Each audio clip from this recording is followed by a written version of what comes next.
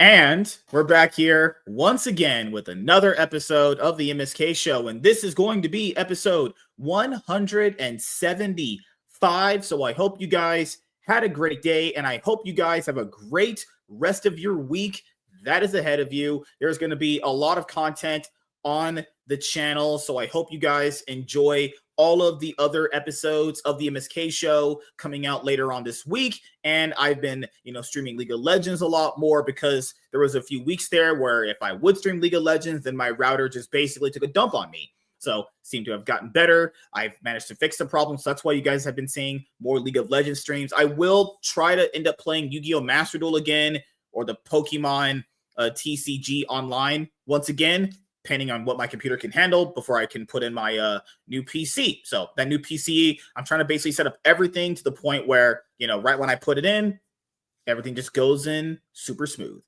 Everything is all going to be a part of my huge master plan, actually. And when I get, because I will be getting a little bit of money back this year. I did my taxes on Tuesday this week. So I'm going to buy something big with that, but it's going to be in PayPal Pay in 4, so it's not going to be that bad. Just paid off over time. And what else is going to be going on? Nope, that's it.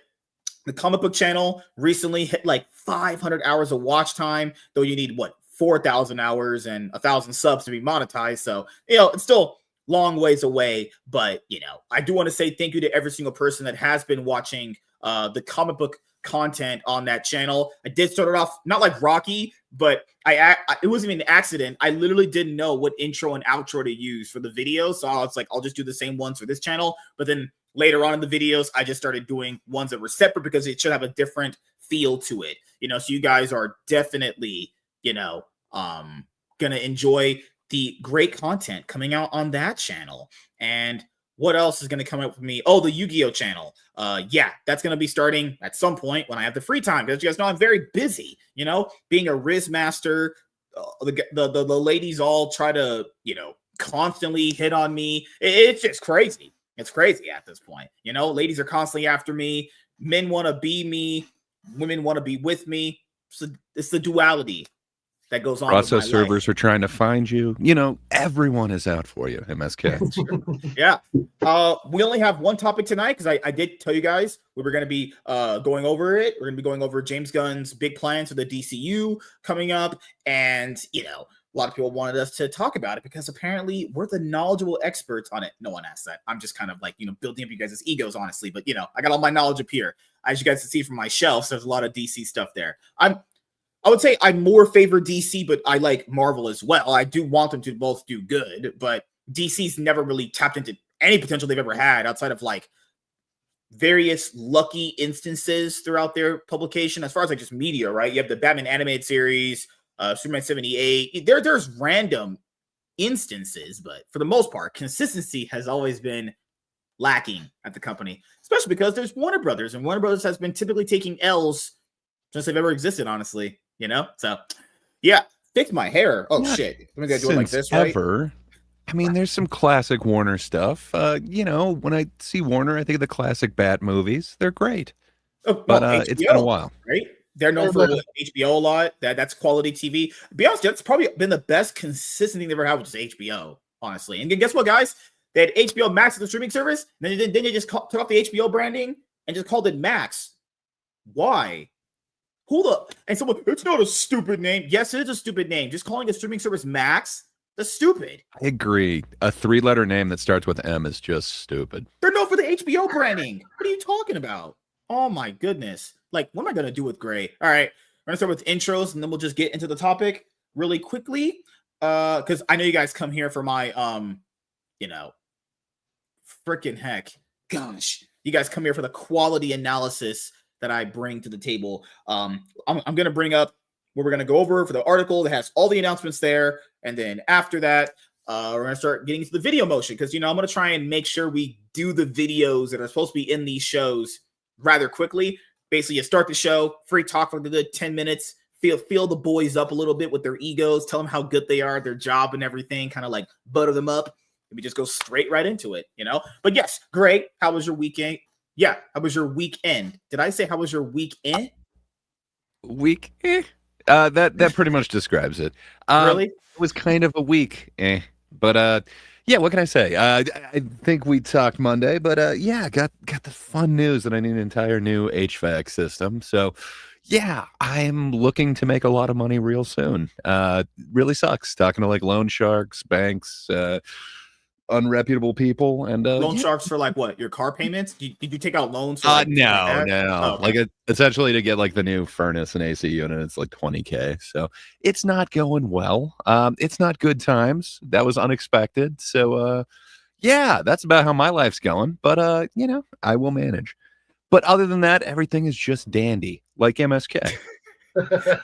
You know, if anyone out there, you know, lives alone and pays all their bills, when someone basically says they have to pay for a big item for their house or anything, and then they say everything is just dandy, just that language is code for everything's on fire. Help me. It's literally what that means all the time. But Lunchbox Warren, he's here. We're gonna be doing tomorrow TMNT X Naruto. You know what's so crazy about that book name? Why is it just not called Teenage Mutant Ninja Turtles and Naruto? It's just called X Naruto. Whatever. It's just a fucking nitpick that I have with the name. But we're going to be reviewing the comic book for TMNT X Naruto issue number 1, and on Friday we're doing Absolute Wonder Woman number 2. So we're just trucking along.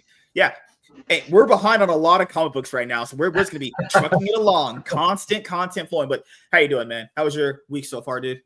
Week so far is going good. I did a live stream on my TikTok last night and started doing the layouts for issue 4 of my comic book, and I did about 12 pages last night, and yeah, it was going great. Mm-hmm. How's the whole Sig and Joe thing going? Sig and Joe's going good. Issue 2 is ready for the Kickstarter. Issue 3 is essentially I got to do some edits to it, and then it'll be ready to print. So by hopefully by the end of May, I have 3 issues of Sig and Joe available for people to buy. And the 4th one is the one I'm starting on right now, and I'll have the layouts done for that by the end of the week, hopefully, and then I'll start working on the full book. Wait a minute. You're not going to be doing books in 4 years? I thought you're supposed to wait 4 years for quality. And no. I'm about 4 or 5 months now, and I can get a comic book done. About a 50-page comic book in about 4 months. So, no, wait, awesome. Hold on. That's beating the narratives. The narrative is supposed to wait 4 years for a book, and you're supposed to just get the better quality with the comic book. That's crazy, man. Are you basically saying you can do a quality job in a consistent time frame and get it out on time? That's crazy. Unheard of. Unreal. Yeah, it's easy when you don't have, you know, $100,000 Kickstarters, but that's true. Oh God. Did anything show? Yeah, he does. Yeah. I'll just do it one more time. This is issue 1 of my comic book, The Adventures of Sig and Joe. And then issue 2 is printed. I'm going to do the Kickstarter for that mid-April. And yeah, those are the 2 comics I have going right now. Get a 3rd one in there. That means you got a full trade paperback. That's a full arc, 3 issues.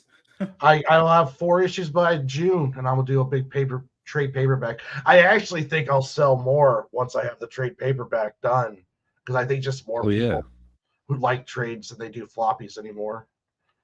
Especially when you don't have value on it. Mm-hmm. MSK prefers it. You know, a trade. He doesn't like anything floppy. No, I prefer it all trade, honestly. No, I mean, if I'm okay, so like what we're doing right now with the comic book reviews, if we're basically doing it issue by issue when it's right then and there, that's fine. But if I wasn't doing it that way and I was just seeing it in the best, most cohesive way to do it as far as like pricing goes, it's better, actually, more bang for your buck if you just kind of buy it in a collected format. That's essentially, and it's better, and it's also better to look on a shelf.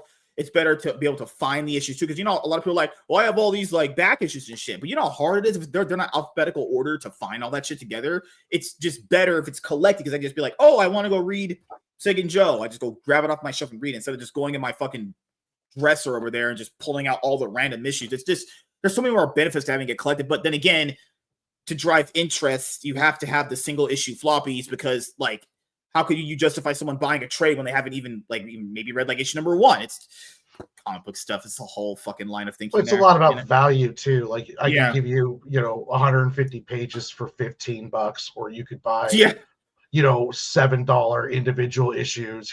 I can sell for $5, but I'm going to be taking a hit doing it. So, so it's just it's more economical sense to buy the graphic novel. Yeah, because if the trade is, like you said, $15 with tax, it's about what, $20, 144 pages. People usually kind of measure price to page count. And keep in mind, $20 for 144 pages, it's pretty good. That's all 4 issues right there that you weren't basically waiting 6 months at a time to get each time as well, Yeah. But the thing is, generally, if you were doing like Adventures of Sig and Joe issue 5, then if you already bought a trade and you want to just wait for the next 4 issues to be collected, they're going to be collected at some point again, but you'll just be behind. That's the thing with trades. Is like, I love trades, but you are drastically pretty far behind everyone else if they are keeping up with it when it's ongoing. I'm going to start doing, like, my next arc on Sig and Joe is going to be about 4 issues long. I'm going to do all 4 issues at once and then start selling them individually, like on Kickstarters. And then I'll have the graphic novels worth of stuff done before the first issue even comes out. Because I've really been interested in just going straight graphic novels, especially if I could do a graphic novel in 6 months. That would be 2 graphic novels a year. That would be a pretty good turnaround. I'd like to go a little faster, but I have to. Hey man, why can't you write? Why can't you write, draw, illustrate, ink, and letter faster? Man, you're not doing enough. God, man. You're giving them crap, but again, like a lot of the independents that we see, they've been working like years on one single issue. I mean, I know. Man, I just that shit is on you awesome guys if because you you're can do- cloud chasing fucks. That's why I shit on you. If you could do 4 at a time, like, God, that's awesome. Do you think that would take like a shitload longer, or are you talking like a whole year on that one? No, I think. See, I could probably do 150 pages in 6 months. It'll be close. Maybe 6 to 8 months. That'd be awesome. Yeah. So that's. I could do the graphic novels the size of like 60 pages, 60 to 70. But I always end up going longer with my stories, so it'll probably end up being 100, 120 page graphic novels, and I think I could knock those out 6 to 8 months consistently. So if life gets in the way, of course, but I'm not living off of this, so I have to work too, which sucks. Dang, if there was a world where like comic book artists could essentially have it where like novel writers do, like in the novel world, if a book does pop off and someone does end up buying it, or you get that big giant money payday that a lot of them are always sometimes getting, that doesn't happen in comic book world a lot. Like writers and artists don't get that. I originally thought whenever I would do like history watches of like very big famous issues like Dark Knight Returns, I was like, oh, Dark Returns is a great story. This is really good. I like what I'm seeing here. That guy Frank Miller must be filthy rich after it sold this much. Turns out, well, no, that's just not how it works. Honestly, it's so different. It's like a little bizarro world when it comes to like novel world versus here. You think like if a novel did so well, that person is getting paid, and that system's kind of fucked up too when you think about like publication and royalties and all that shit. But in comic book world, it is so much different. Like there's famous people that have created many iconic characters that are broke. I mean, look at what's the guy, Bill Finger and Bob Kane, who created Batman? Yeah, you probably be depressed when you find out what happened to the guy, one of the guys who created Batman. Yeah, he's not built. Imagine creating Batman and not being a millionaire. That's actually insane to think about. Honestly, I've heard of current Marvel artists, full-time Marvel artists who have day jobs. Because they're working for That's Marvel. crazy. Yeah. Because I don't know the page rate. Like, I don't know if it changed, because originally the rumor was it's $60 to $80 a page. So if you're doing a 24-page book, 60, we'll do it on lowest end, 60 times 24, it'd be like that. And then you got to kind of consider where you live and everything, and are you on consistent ongoing series? Because someone like Dan Mora, you can tell he's getting paid because they have him on everything. He's doing covers, not just for DC. He's doing covers for like IDW. He's doing covers for like Boom Studios. He hasn't did a Marvel Comics cover from what I know, but he's all around, getting all types of work, and he has consistent work at DC. But outside of someone like Dan Mora, it's like, well, unless you're literally on a bunch of ongoing series, then you're not getting paid like that. Like, imagine, let me go into my calculator, because I'm not good at math, because I'm fucking black. But let's say you live in New York and you work in comics. It's like 60 times 24. And I don't know how much you get paid in terms of like timely manner. Like, people get paid every week. People get paid every month or 2 weeks. Let's just say this is bi-weekly pay. That means you get $1,440. So that would mean that you have taxes after that, because you're in New York. You're going to get graped. So that is probably what? $1,100 to pay rent, food, clothes, day-to-day operations. That's not happening. There's just no way. They literally cannot happen. So you can make it work. No, you're living in a cardboard box. That's what you're doing. Yeah. You literally can't. And you got to commute. And you got to, yeah, right. See, you also, maybe if you're going into the building to work, or maybe you're working at home, all that stuff. It's like, man, yeah. So there's no way you can make a full-time living in comics unless your work sells just by hotcakes, or you somehow hit the indie lottery on maybe Indiegogo or Kickstarter. And like Joe M. Sontag, the guy who does Reaper Destroyer, his campaign made $80K. He's still working a day job. Oh yeah. Well, a lot of that's good. I mean, if even me, who's doing all of it, like the writing, the drawing, the lettering, all of that stuff, I still costs me money to do a Kickstarter and to sell the book. So if you're just writing and you're paying everyone to make the book, you're not going to get a pro looking book for less than $4,000. More likely, you're going to be spending close to $6,000 to get a book, a 24-page comic book done.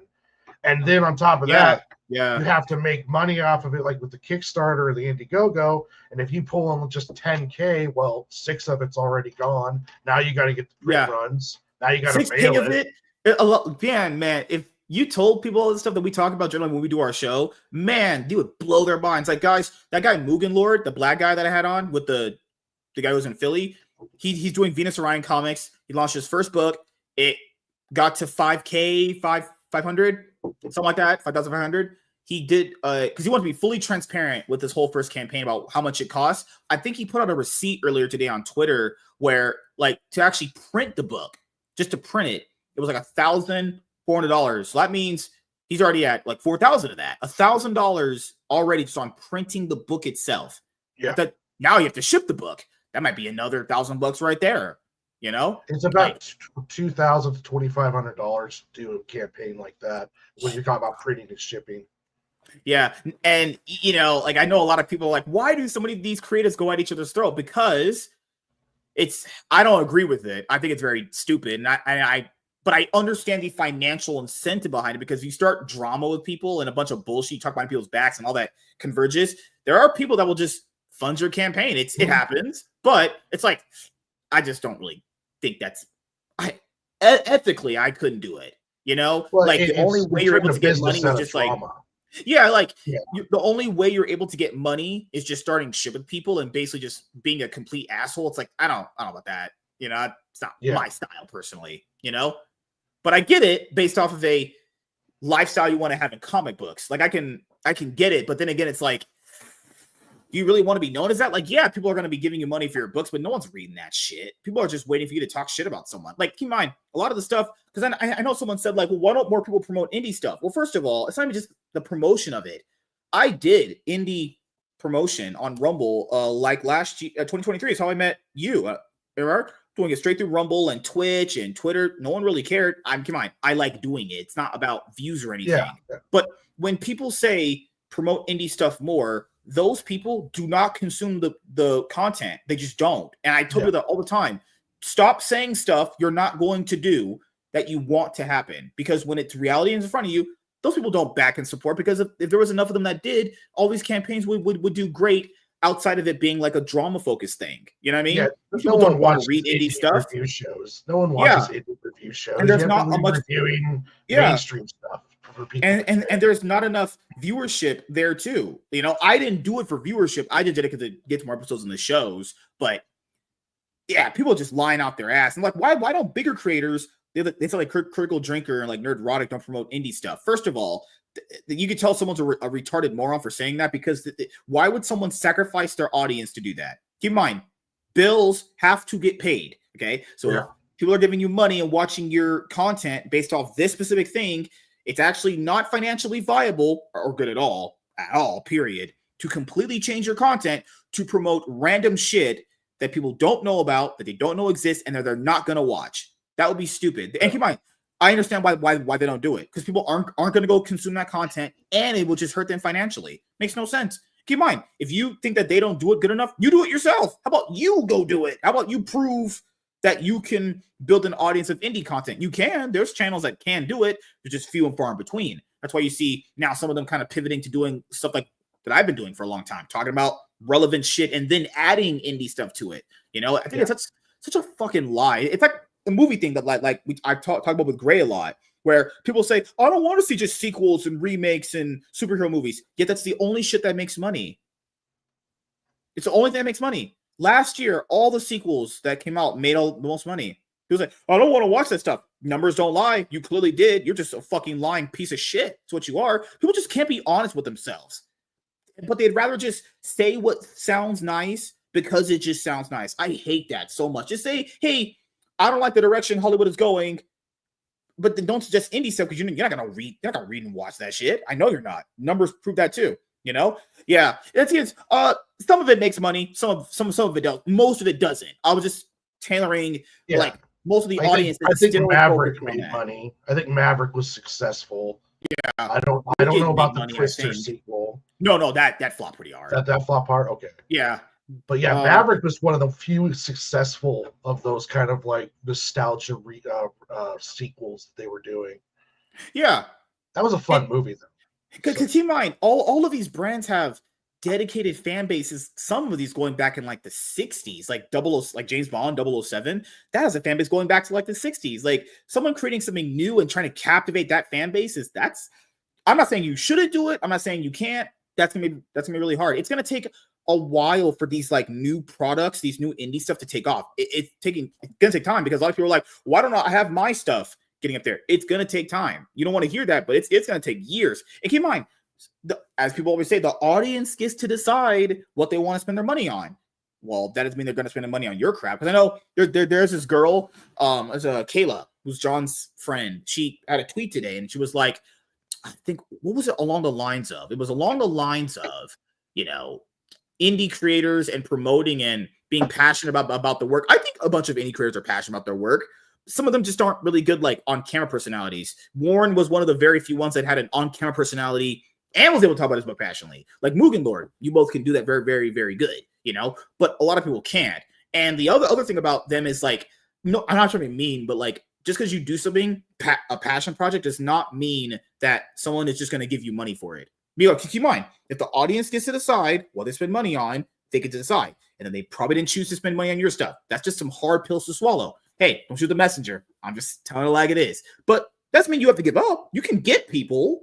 It's going to just be a lot more harder, Well, yeah, it's. I always say it's like walking. It's like walking 10 miles but only traveling a foot.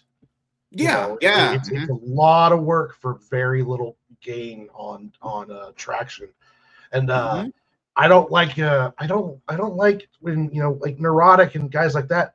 It takes a monumental amount of work to build an audience like that. He doesn't have time to separate and then try to promote other people. It's like, handle your own shit. Yeah, and he's trying to balance a massive audience and an empire.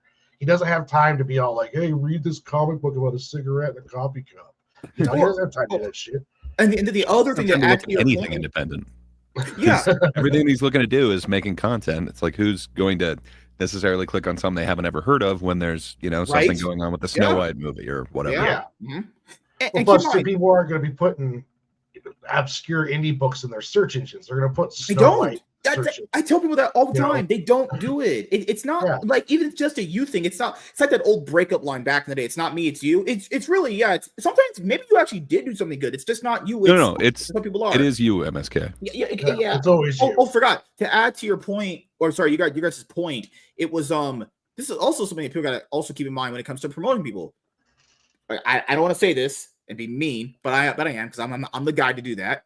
Sometimes when you promote people, I'm not saying all, I've had great people I promoted that like me, and they've been around for a while. some of them are only there to get that and leave. They don't genuinely care about you. Okay. So let's say he promotes some of these indie people. I'm not saying all of them do this, but like a lot of those people don't even like you. So you're sitting here doing a massive favor for someone who doesn't even care about you, someone who doesn't like you, and they feel like you owe them something. Like this thing about small creators that just I don't understand. You are perceptive. Like I'm just saying. This is the thing about small creators I don't understand that people don't have as a thing in their mind. Not every single small creator has not just good intentions, but not all of them are decent people. A lot of people, oh, it's just a small creator. It's a battered down, broken guy. He can't do no wrong. It's like that's just not true. You just are naive. All these like what? Where does that come from? That all small creators are good, but every single big creator is bad. Where does that come from? It makes no logical sense. It's like that one thing people do where it's like it's 1A and 1B. It's like no. There's a lot of nuance there. There's a lot of it's not that. That is not a black and white scenario. I know many smaller people back in my day, not as much now. I figured out how to create a group of people better now, but back in the day, jealous people, completely jealous pieces of shit when you outdo them at something. Like, oh yeah, there are a lot of man children in indie comics. Like, this thing is, I don't want to agree with it was EVS, but he had one time a broken cock was right. You know, he had one point that I did agree with recently. You shouldn't really always promote smaller people because some of them literally they don't appreciate it, they backstab you, or they don't care, or they're only there just to use you. I understand that, but EVS's problem is he's a fucking whack job. But you know, broken cock once a day is right. Gray, I'm messing up the saying. I know the saying. Oh my goodness, this guy. A broken clock is right twice a day. Yes, according to MSK. Right. You know, I don't want to defend everybody who has come on your show and then only got the advertising and left, but you don't make it easy on them. I say you got what some people call an abrasive personality, sir. Yeah, you're right. Yeah, it's.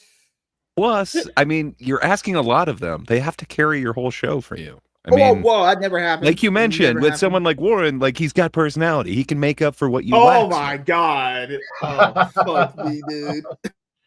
But yeah, like I've been around this. I've been doing this since October 15th, 2015. I have seen every example that everyone's ever going to bring up in most of the stuff. There's very few examples I haven't seen. I've seen all personalities, big, small, medium, all that stuff. I've seen all types of ways people get jealous and so on. Like, I know people always say, I don't get jealous of them. Yeah, you do. You just wouldn't say it.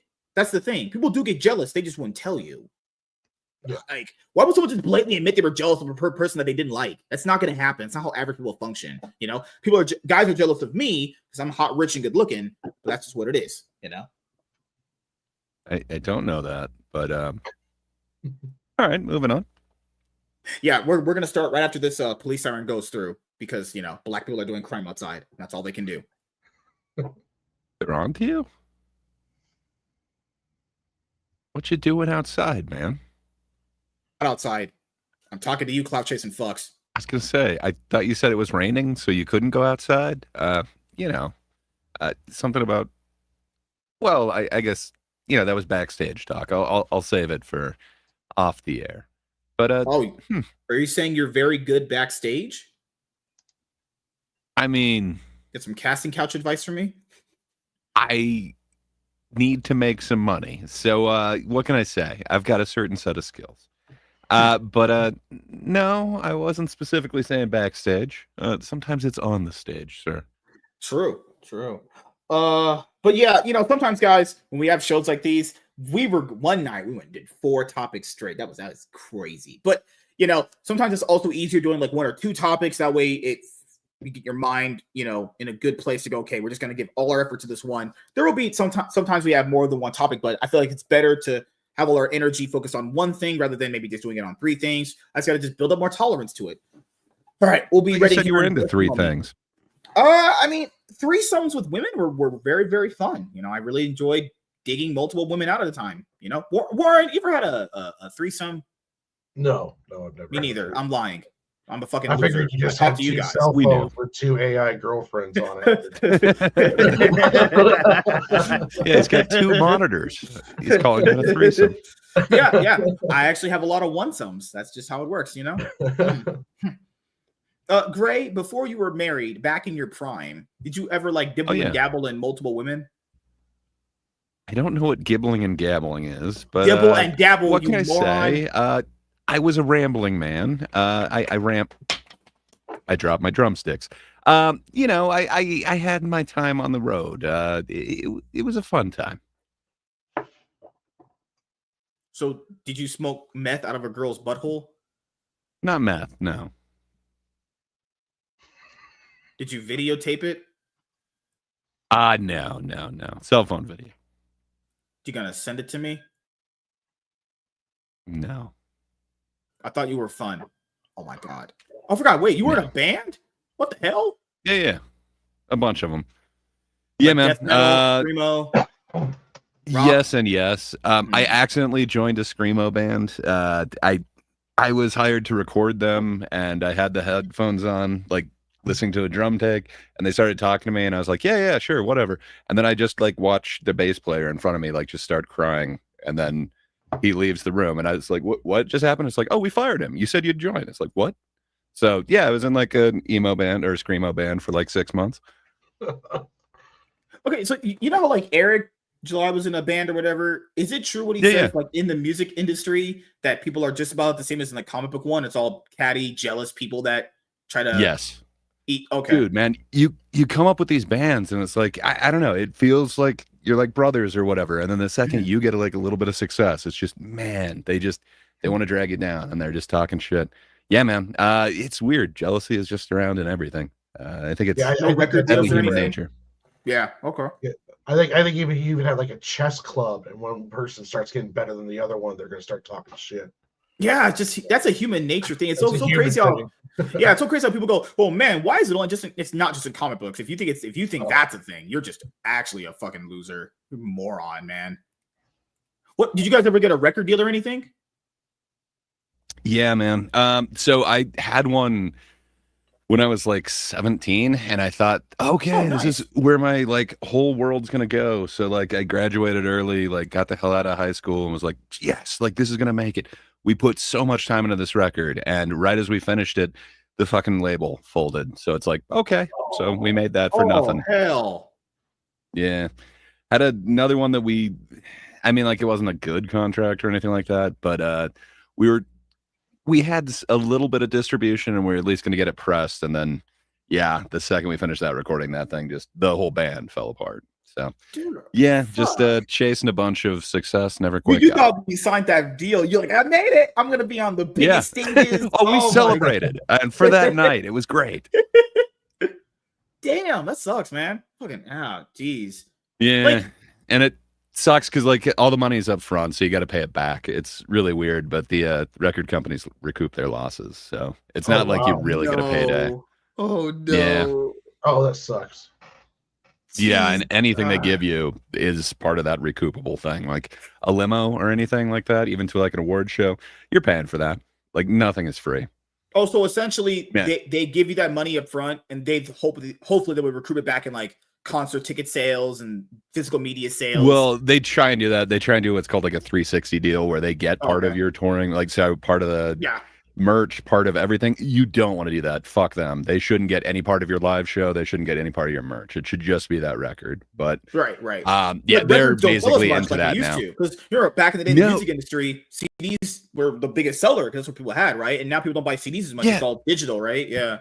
But CDs were a scam too. Like, so they've got to be hurting in the digital thing. But when CDs were a thing, you would still have to. So the record company holds on to 20% of the revenues for I know that. returns, and then they do another 20% for breakables.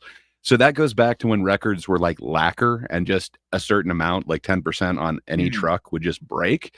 CDs don't do that. Like there is no reason why they need to hold back a percentage for breakables, but yeah, you could just kiss 10% gone. It's really weird. It's funky math.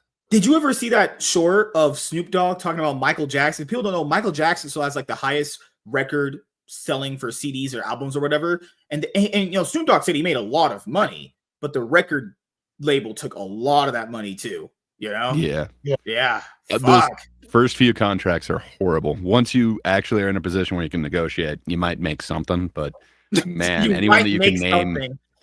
Well, like there's a reason why Taylor Swift had to like buy back her whole catalog and like re-record it and everything. It just, man, they get you, especially when you're young. You don't know anything better, and man, they give you a bad deal. And what made you want yeah, to they call just it want. quits? And what made you just go, fuck this, I'm done? I think I just aged out, man. It's like people are looking for young rockers, you know. Nobody wants to see people in their 30s up on stage, kind of, you know, unless they know who the hell you are. So I don't know. I think I'm past that time, sadly. Back in your day when you had long hair and you were like, yeah, let's go fight the machine. Pretty much. I mean, then we bought into the machine and we sold our souls for a contract that never came through. That'll never not make sense to me with some of these band people. They're the biggest, like, fight the man, fight the power, fight the machine, and yet they're the biggest industry fucking suck offs ever. You know, Well, it's the only way to get seen. I mean, if you want to get seen by lots of people, you need that reach that the mainstream has. Same thing in comics and movies and everything. All right, when I get back, I'm going to the bathroom quickly, and we'll start. So apparently he's done listening. But yeah, man, I'm sure a lot of the like major industry in comics is the same way. I'm sure they find a way to screw you out of royalties. I'm sure they're looking for every way to not pay the cents, any part that they can. I think that's why they were switching up, like the whole Miles Morales. I know they tried somebody other than Clark Kent with the spit curl and everything for Superman as well. Just they're looking at ways not to pay royalties, which sucks. But it is. It's like that across all the art industries, though. I mean, they're always trying to get their figures in there. Oh yeah, dude, the physical media industry is hurting too. Like people online, it's that weird distinction between like online and real life doesn't translate. People online are like, man, physical media this, physical media that. How many of these Walmarts and Targets and Best Buys and Aldi's do you guys go into where the physical media sections are stacked? Bins of DVDs and stuff. It's like if physical media, I'm not saying things shouldn't be physical. I like physical media. I've been a physical media guy ever, but it's like this stuff isn't selling. I don't know what you people are saying online, but that shit is not translating in real life. That just is not happening, you know?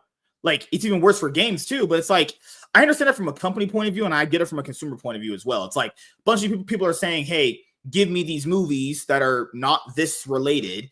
Then they don't watch them. Now I'm out millions of dollars for some shit that you said you wanted, but you didn't go and support. It's like, well, I'm not giving you this anymore, you know?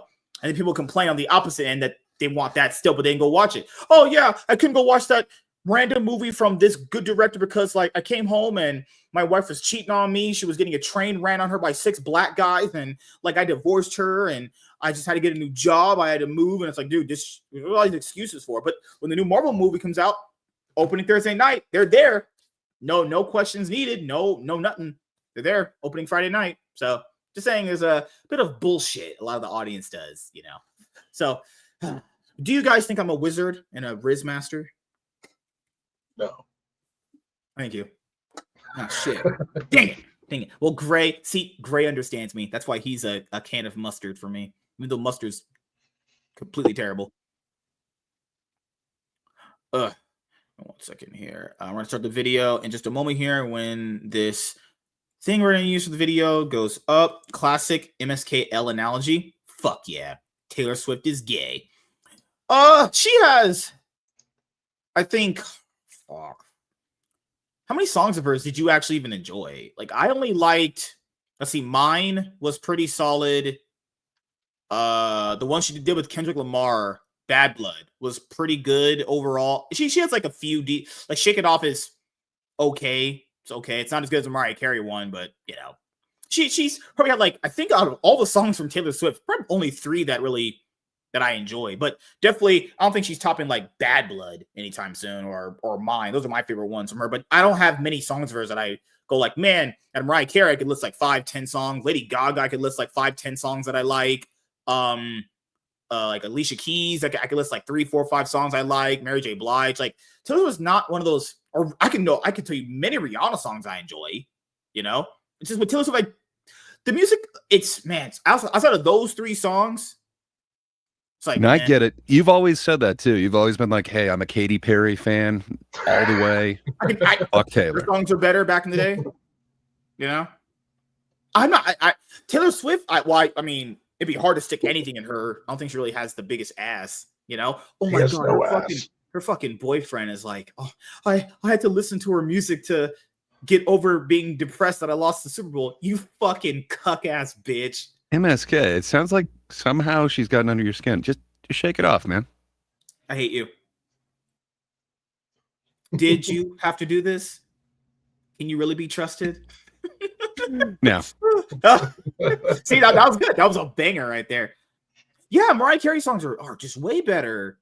Like, God, like Taylor Swift is just, I don't know. She came in that time period where all the people that we would think of now that are kind of like out of their prime, she came in at that last bastion at that time, and she kind of took it off from there, you know? Like, I can name like 5 other women that are just better at singing. Like, you said Katy Perry. Isn't she not better? Her songs are a lot more better, well-paced. They're just better in general. Like, Sparker said Mariah Carey. You also have fucking Alicia Keys. You know, there's Mary J. Blige. Lady Gaga's pretty good. Rihanna was pretty good. You know, God, there's so many. There's all the classic ladies back in the day with the killer oldies songs. You know, like it's not even really close. What does killer oldies songs mean to you? Are you talking like the Spice Girls? That's people say that. That's the thing is, let's just say as a whole. I mean, if you're going off that logic, then if you're going like killer oldies time period, that beats anything now. With like Temptation, Smokey Robinson, there's too many. Like there's Steppenwolf. There's too many. Oh, that music is great. Like literally anytime listen to classic music like that, I'm just in a good mood. You know, you put on the killer oldies music, you're just in a good mood. You're like, oh, I feel good. You got a music now, you're like, ah, shit. Well, fuck. Damn. Yeah. We always go butt to butts. That sounds great. Sounds kind of fun. Sign me up. He would. I prefer Demi Lovato. Demi Lovato was good for a little bit there when she tried. Selena Gomez, I know that's her friend. Well, sorry, Taylor, your friend's better. So many. You can list 10, 15 names above Taylor Swift that you just prefer to listen to. Any girl that sings an anime opening is better. All the ones you could think of. I just don't remember their names very well, but any anime girl that does it, oh my goodness. Fucking hell. Hey, I have music on my phone right now. I'll listen to bastard. Gray, see now you got us on the tangent on music. You fucking bastard. We need to see you in a concert and play out your heart to me. I think Gray left. I think he's just not here anymore. He doesn't exist. Oh. I did for a while. Sorry, I figured I had time to go get a coffee. You were yapping on. Do you have coffee now, Gray? You basically saying that you'd rather get coffee than talk to me? Oh my goodness. Well, I mean, sadly, I have an earbud that allows me to go all the way to my kitchen. I can still hear you, unfortunately, but I just can't respond. He had a full conversation with you while you were gone. Yeah, I literally was just like pouring my heart out to this man, and he just left me. No, I heard. And the private concert will never happen. But, you've always got your imagination, sir. Oh, God. Goodness gracious. Okay, that looks pretty good. I just want to make sure I can see things clearly. I can finally be white. My dream is here. Hey. Tell it to her fucking boyfriend. He needs her music to calm him down after being sad he got turbo-fisted by the Eagles in the Super Bowl championship game. Just absolute domination. You say start to finish. Turtle or turbo? Turbo-fisted.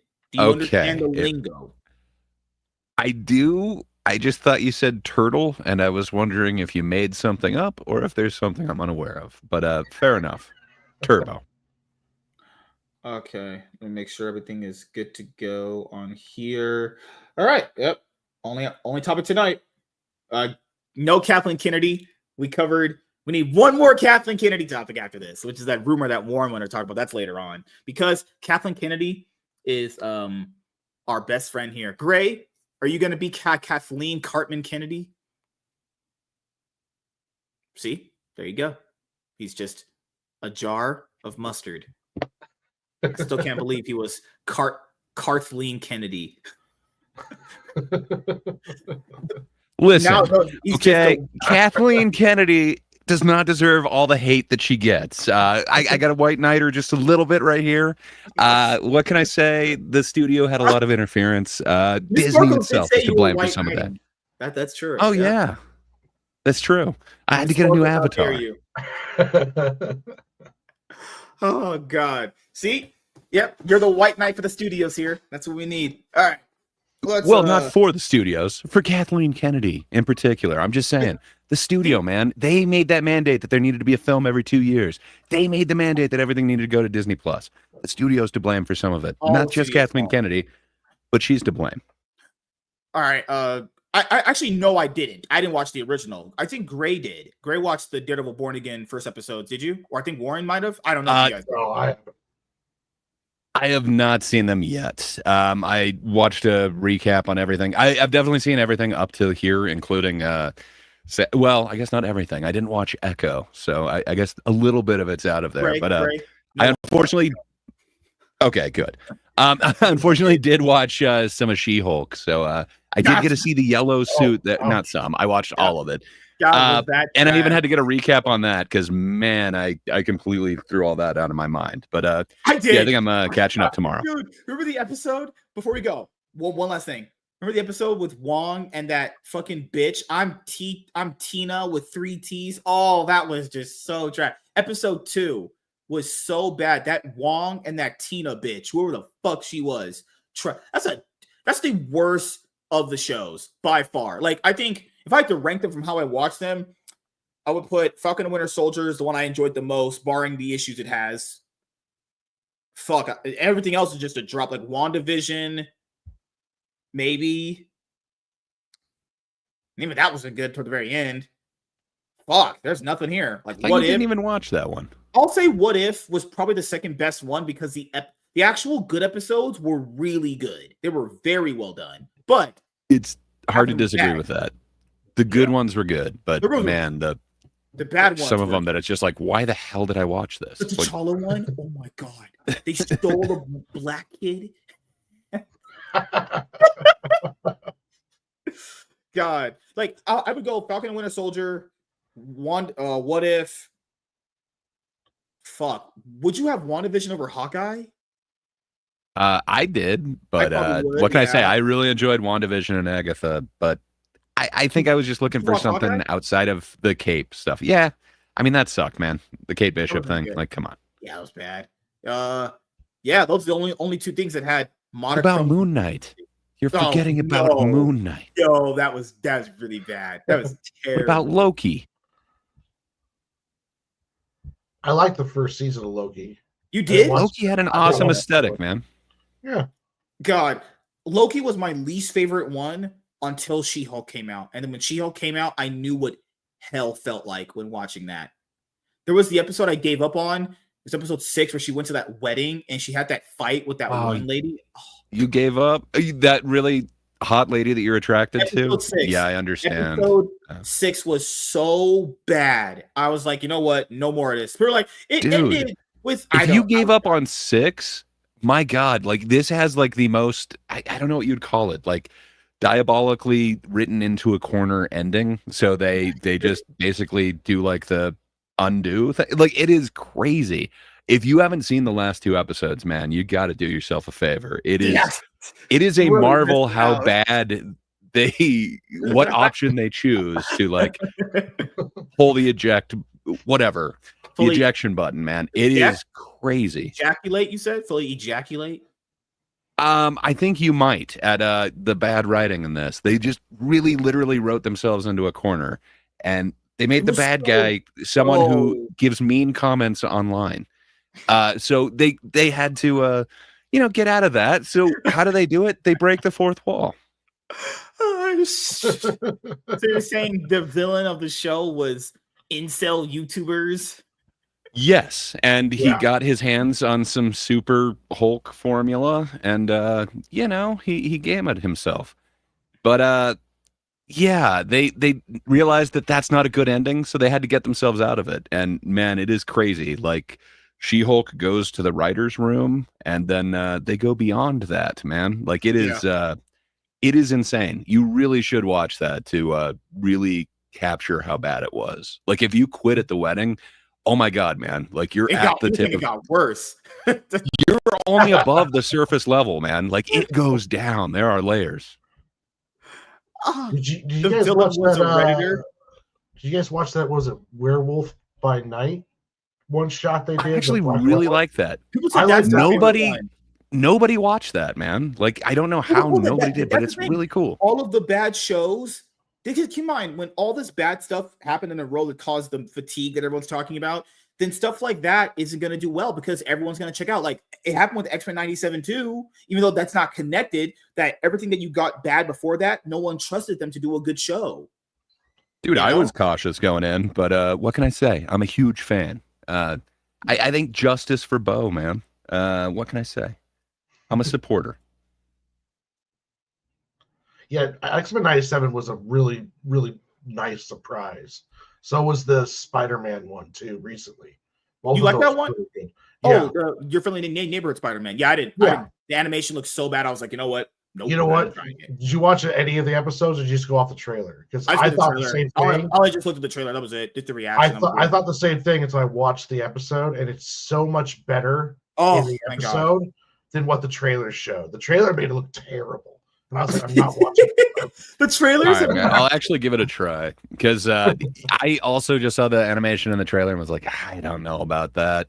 But I was kind of thinking the same thing with X-Men 97, like the first episode. So I was really cautious the first few when I didn't know exactly what they were going to do. On. But man, when I actually finally sat there, and it took a second for the animation to sink in, but those initial things are like, this isn't right. There's something off about this animation, and it is different. But I like what they were able to do, and I think it really surpasses. I think it is the best.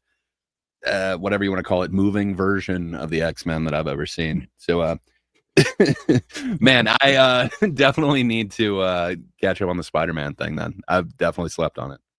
That's the first time I've ever heard anything positive about it. So I'll check it out, man. Thanks for the recommendation. Yeah, praise the support of recommending movies to my mom with hands coming out of the vat. Oh, my Lord. That is descriptive. Hey, The Omen is a great movie, okay? I'm just saying, if you're gonna watch one demon seed giving birth to the demon movie of last year, The Omen, whatever the hell it's called, that one was pretty good. If you're only gonna watch one movie where a hand comes out of lady parts, that's the one to watch. Oh God! Like, hey, I've came inside of vaginas before. It's pretty fun. I prefer to not leave it in there because that leads to babies, but probably better leave it on their butts or their chest or their face. But it's whatever. It's all good. You know, different strokes for different folks. There you go. That was a banger. I know. Clap. Thank you. Thank you for the standing ovation. Thank you. I'd like to thank the Academy for this award. I'd like to thank my boss for giving me money. No, sorry. I'll be here all week. He did. My mom was not happy. Oh my Lord. All right. So speaking of tasteless jokes and comments about stuff that is just interesting. All right. Gray, I'm going to meet the Carthlina. No. Carthlina, you say? Carthlina. What? Oh, I think I took her off my hotkeys. I can White Knight her again, but oh Lord, I had her set up to control. So anytime I'd like copy and paste, it's like crap. Now I'm Cartman Kennedy. If the finger is coming out of the body, is it still considered fingering? We watched Deadpool and Wolverine. Apparently, that technically it was a whole hand. I'm just saying, it goes beyond that. Technically, that bitch in that movie was loving to get her fingers in some stuff. You know, okay, I guess. You know, she was really manipulating her fingers in there. I remember you saying that you were looking forward to her digits, if I remember right. You seemed really into it in your review of Wolverine Deadpool. No, wait, what did I don't remember, honestly. Oh, goodness gracious. That was a fun movie. I just think she was a bad villain. I just thought she was just terrible, honestly. You know? Like, I feel like if that villain is in any other movie, people would have completely crapped on her harder, but it's... Cassandra? Come on, man. God. Nova. Come on. She's the Gyu from, Charles's birth or whatever. It's his in utero twin that he fought. It's great. The dog needs love. Did it bark a lot? No, not bad at all. Eh. I totally thought you grabbed a water bottle. I did not realize that was a dog at first. That is a cute dog, man. His name is Bear. He's a Chihuahua Terrier mix, about a year old. Yes. He's a year old. I totally would have thought that was a puppy. Oh, God. that's such a cute dog, man. Put it outside. I'm just kidding. Oh, God. But, yeah. See, Gray is going to be ketchup for this review. Let's do it. Freaking dogs. All right. Let's have some fun. All right, let's catch up. Let's literally let's catch up with all this news. Cute dog, cute puppy. See, so thank you. You guys are calling me cute. Oh, you guys are awesome. Thank you. Yes, I try to look. I mean, you are a dog. Thank you. Kind of pitchy dog. Kind of a layup there. I'll like half dunk it, and then I'll just come. The ball will come back to me for a 3-pointer. You know, that's what I'll do for that play. Man, I should play basketball again. I used to be very good at it, but now I'm just old and disgusted. I'm just broken down of a man. Come home, I'm like, yeah, I'm gonna do this, and it's like, no, you're just fucking going to bed or taking a nap. That's how life is now. All right, let's go. Hey everyone, I am MSK, aka Master Frage. I am your daddy. I'm joking. See, I almost had you guys there, not gonna lie. You guys thought I was gonna do a whole take and then fake it out. Nope, not anymore. I'm a changed man. That's how you entertain the audience. I am the entertainer of the audience. No? All right.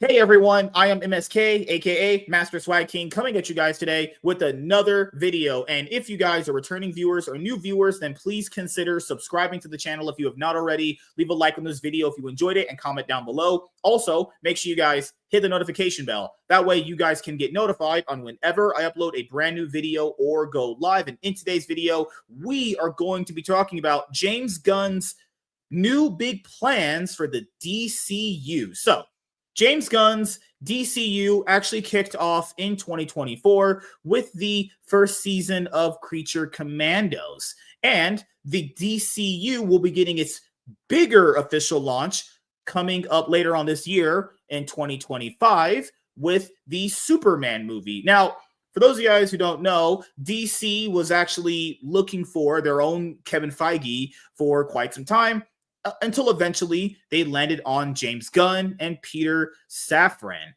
I haven't really heard too much things about Creature Commandos, whether it was good or bad, but it sounded like it didn't go that bad. Turns out people aren't just completely shitting on it. So hopefully it turned out to be pretty good, actually. Wait a minute. We're waiting a minute? My brain's not on. One retake. Hold on. There's a black guy outside. Retake? The black guy's just outside. Had a reread. Cry about it, bitch. That's what you do. There's a black guy outside. Okay, good. Hold on, wait a minute. Are those losers here? Okay. Whew. Someone was looking at your reflection. No. I no, it's fucking hell. Someone was looking at my neighbor's car, and I was like, "What the fuck are you gonna do?" Yeah, that was, not a sketchy neighborhood. That's never happened. I was like, I don't know if I should trust that black guy.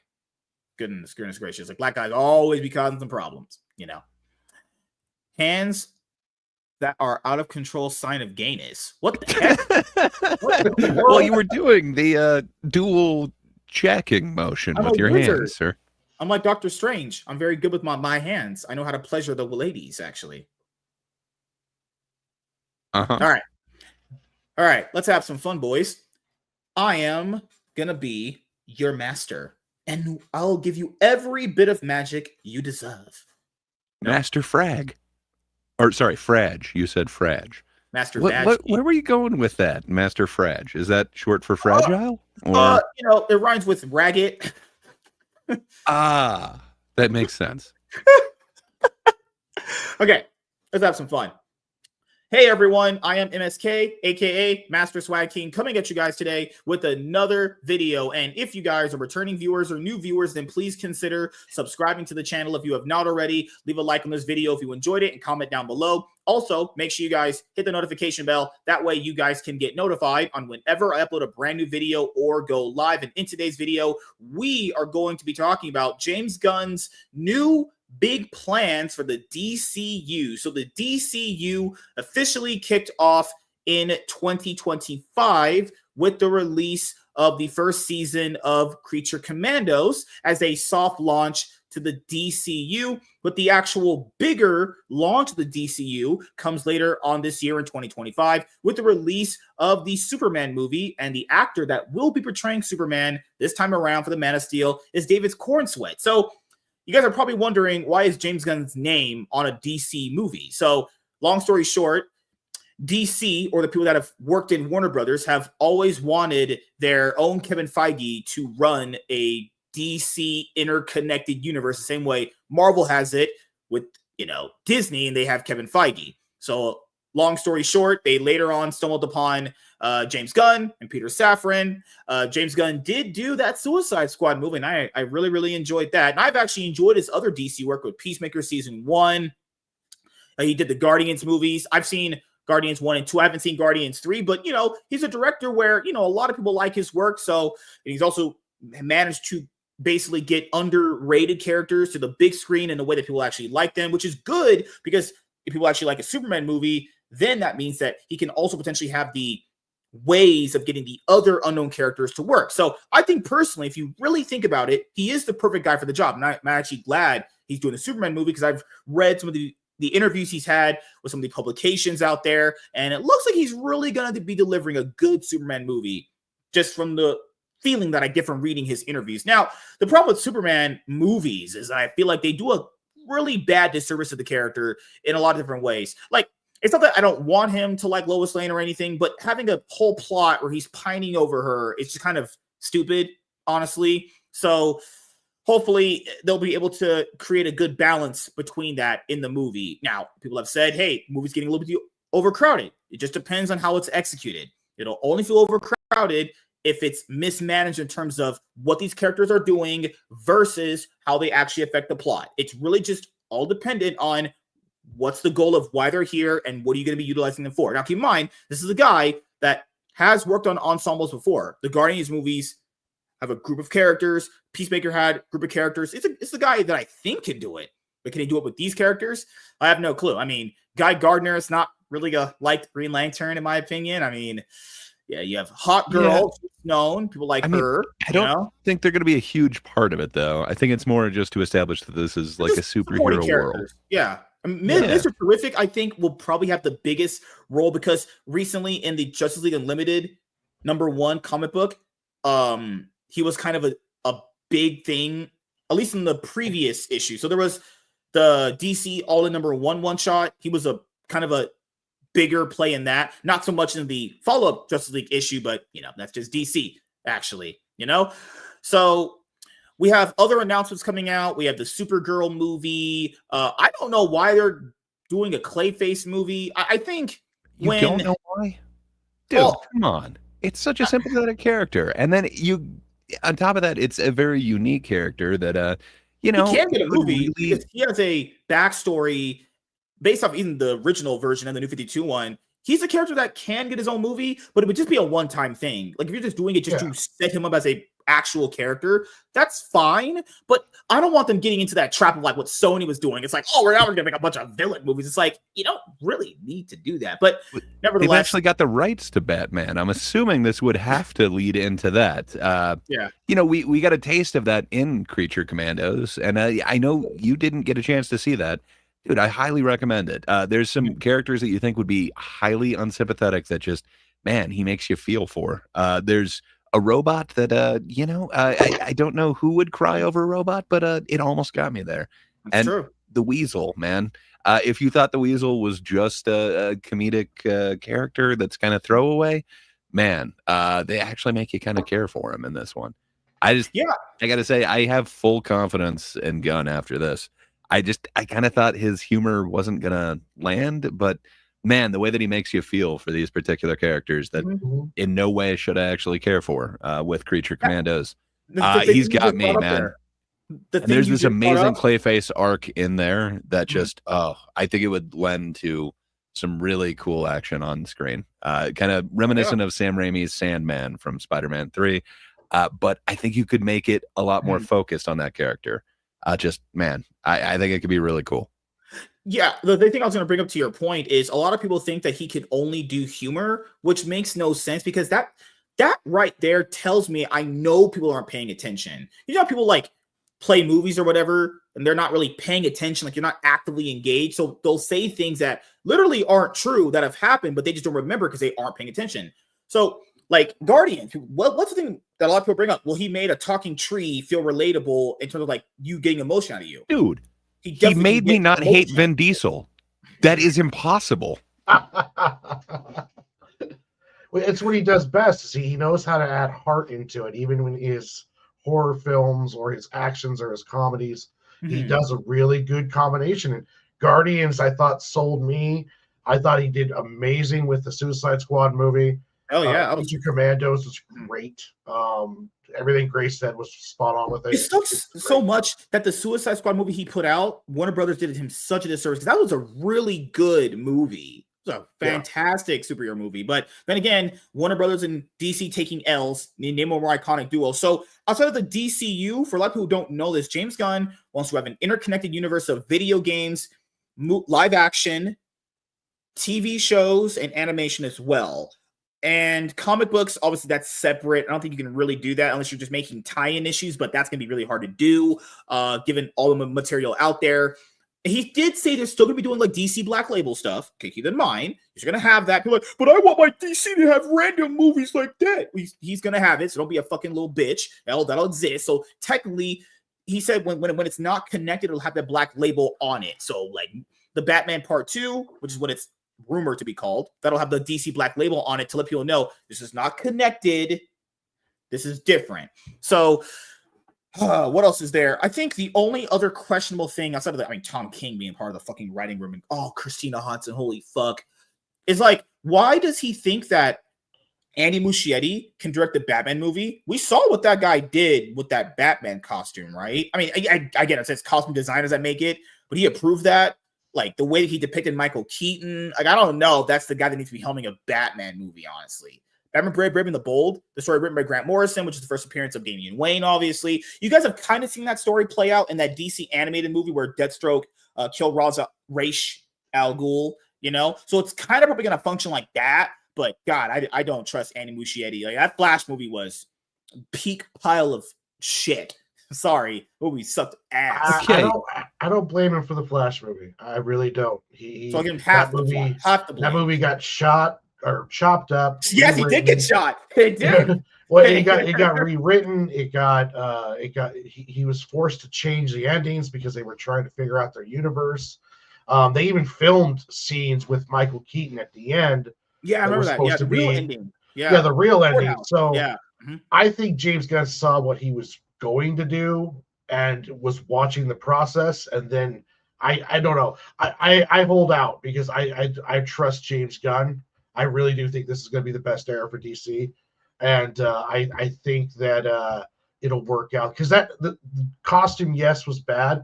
The scene wasn't though. That was a great Batman scene up until the end where they had the goofy ass scene with Flash and Wonder Woman in him. And the thing is, just to white knight the movie a little bit, can you name a better baby in the microwave scene? I'm saying this movie takes the cake. Flash, you know, it really, I think there is none better. But I don't know. Okay, you can go on your show, sir. Oh no, I was just gonna bring up one thing to bring up as we have a question in the chat. When you guys see these videos, just to point out, we're just gonna go over chat comments, is because it was just kind of tacky to bring them up on a video. But a question brought up that Walter had brought up was judging James Gunn by the people's failures. He brought in failures. That's the thing is, you know, I would be judging him by the people he's bringing in. And Andy Muschietti hasn't really had a good track record outside of It Chapter 1, really. You know, he casted Days of Our Lives actress Sasha Calle to be that horrible, bland Supergirl. That I'd argue she was terrible too. But then again, He is not the worst part of that movie, man. I gotta be honest. Certainly a Supergirl of all time, truly a superhero to exist. But yeah, what were you gonna say? He was way more sympathetic than either of the Barrys to me. But what can I say? I'm just not a huge fan of that movie. But she's not the issue with it. Keaton's not the issue with it. I think it's the studio interference, the rewrites, the not knowing the direction that it's going. It just, man, it seemed like it was a I don't know what you want to call it, conglomeration of errors. Just bad times. Not using Reverse Flash was a huge I told people that they disagree with me. It's like, dude, first of all, it was called originally Flashpoint. Then they were like, let's call it the Flash. Literally uses Flashpoint elements, and it's not called Flashpoint. So that's already just fucking red flag right there. Keep in mind, there's no reason why the Reverse Flash shouldn't be there based on how the movie works.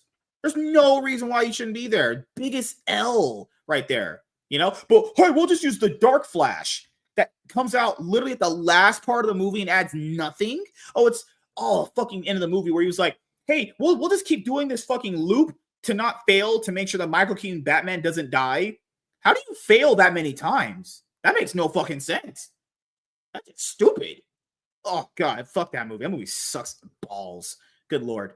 All right. Speaking of something that hopefully isn't going to suck massive balls, because I had sex with a lot of women last night, obviously. Went to Vegas with my Lamborghini, had like a couple threesomes, came home with like $10,000 after I, won on some Vegas, casino slots. James Gunn revealed the DC Universe future to us. 20 biggest updates. The DC Universe begins fully with the release of Superman, with mastermind James Gunn finally detailing many massively exciting elements about the franchise's future. James Gunn's Superman movie has long been positioned as the true beginning of the DC Universe, despite the release of Creature Commandos in December of 2024. Superman is expected to kickstart a wave of movies and TV shows in the DCU's Chapter 1, titled Gods and Monsters, which many have assumed will consist of the projects James Gunn revealed back in 2023. Now, keep in mind, people have got mad at him because he hasn't really did anything with Wonder Woman recently. I'm not saying that he isn't going to do anything with Wonder Woman. I just understand why she wouldn't be here initially, because she's a character outside of Patty Jenkins' movie. If you were like, Wonder Woman 1982 is pretty bad. Like, I would say for Wonder Woman, you're going to lead into it, just do an animated series based around her. You don't need to do a live action movie. She should be here, but I think her kind of character functions better potentially in an animated fashion.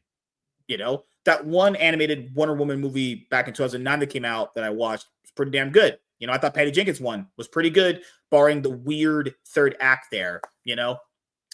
Superman needs to be a box office financial success. The same way that I talked about Brave New World, I'm gonna have the same type of energy with the Superman movie. If it doesn't make profit for the studio, I'm calling it out the way I see it. I don't make people do that a lot with movies that they like, or they don't go as hard. I don't do that. Even if it's something I enjoy, if it does not make the studio profit, which is what you make these for, I'm gonna call it a failure. Breaking even is a failure, in my opinion. But that's just how I function. And Gray agrees with me because he loves me, right? All right. No. Thank you. Good Lord. In the time since then, Gunn and his large team have been ironing out the first chapter of the DCU, which has undoubtedly raised some changes. Upcoming DC movies like Supergirl, Woman of Tomorrow, that book is written by Tom King. Good Lord. I'll read it eventually. If that's bad, I'll burn that shit or take a huge dump inside of it. Clayface and Dynamic Duo have been outright confirmed. Yeah, the Dynamic Duo one's weird. I'm not saying the idea is bad, but he announced what type of movie it's going to be. That's going to probably end up changing. But some others are yet to receive significant updates. However, Gunn himself, alongside his co-DCU chief, Peter Safran, have rectified this lack of information, with the filmmaker providing a DCU catch-up at the Warner Brothers lot in February 2025. This catch-up provided more insight into the DCU's future beyond Superman, complete with many overwhelming, exciting reveals. And in the comic books, we're also getting the Summer of Superman event. My boy Superman, Big Boob, the big Boy Scout, the Man of Steel, getting his love. But keep in mind, even for comic books, if you're watching this from that channel, this movie, the Superman movie, will not make people go read more Superman comic books. That's just not how that's going to work. I don't know why they keep saying that. These movies do not create comic book readers because the synergy is not there. It's just what it is, you know. James Gunn is deep into post-production on Superman. The film was almost complete. Like, no shit. As expected, Gunn gave plenty of updates about the DCU's Superman movie. The film is scheduled for release in July 2025, with a trailer having been released in December 2024. As such, it is no surprise that Gunn stated he is deep into post-production on Superman, providing the last tweaks and cuts to perfect the movie before it kickstarts the overarching narrative of the DC universe. And yeah, it makes sense to start with Superman, obviously. There hasn't been another trailer since the teaser, which is good. I don't think you need like all these trailers like they used to be doing. And not just Warner Brothers, well, every studio does this, honestly. You only need like 2 trailers, and that's it. Like, Supergirl, Woman of Tomorrow team is a dream come true for James Gunn. Another DCU film that James Gunn provided an update for is the story of Supergirl, Woman of Tomorrow. The 2026 film began production in January 2025, with Gunn once more praising the fantastic script by Anna. I don't know how the fuck that is. Gunn also gushed about director. Gunn also gushed about director Craig and star Millie Alcock. Good Lord. Insisting that the latter had been on his radar since House of the Dragon Season 1. Overall, Gunn reveals prove that Supergirl Woman of Tomorrow is in good hands across the board and remains on course for its June 2026 release date. I think Supergirl needs some love. Kara Zor-El is an awesome character. James Gunn is working on a mystery DCU project.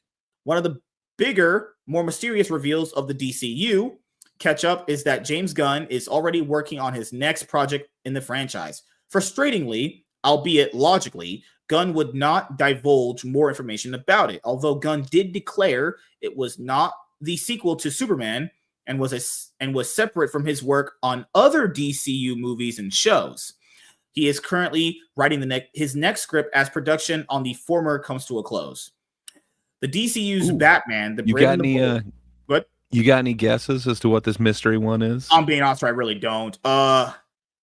This might be the Wonder Woman thing, but it says not in the DCU, so it has to be something with a black label attachment to it, unless it's just not in DC. But he's all in on DC right now. I don't think he's doing any other movies besides anything DC related, right? It could be a TV show. Like, I'll be honest, I really, really don't know, honestly. The DCU's Batman, the Brave and the Bold, is in very active development. One project that has received a few updates since January 2023 is the DCU's Batman story. The Brave and the Bold. This story was rumored to be directed by the Flash director, Andy Muschietti, but no casting updates or official production dates have been given. Similarly, a release date has not been confirmed for the project. Yeah, he announced this and literally nothing has come of it. We know what story it's based off of. Brave and the Bold is a Grant Morrison story. That's it. And the director, you guys know from The Flash, because, well, we shit on that movie pretty much every single chance we can get. So good for me.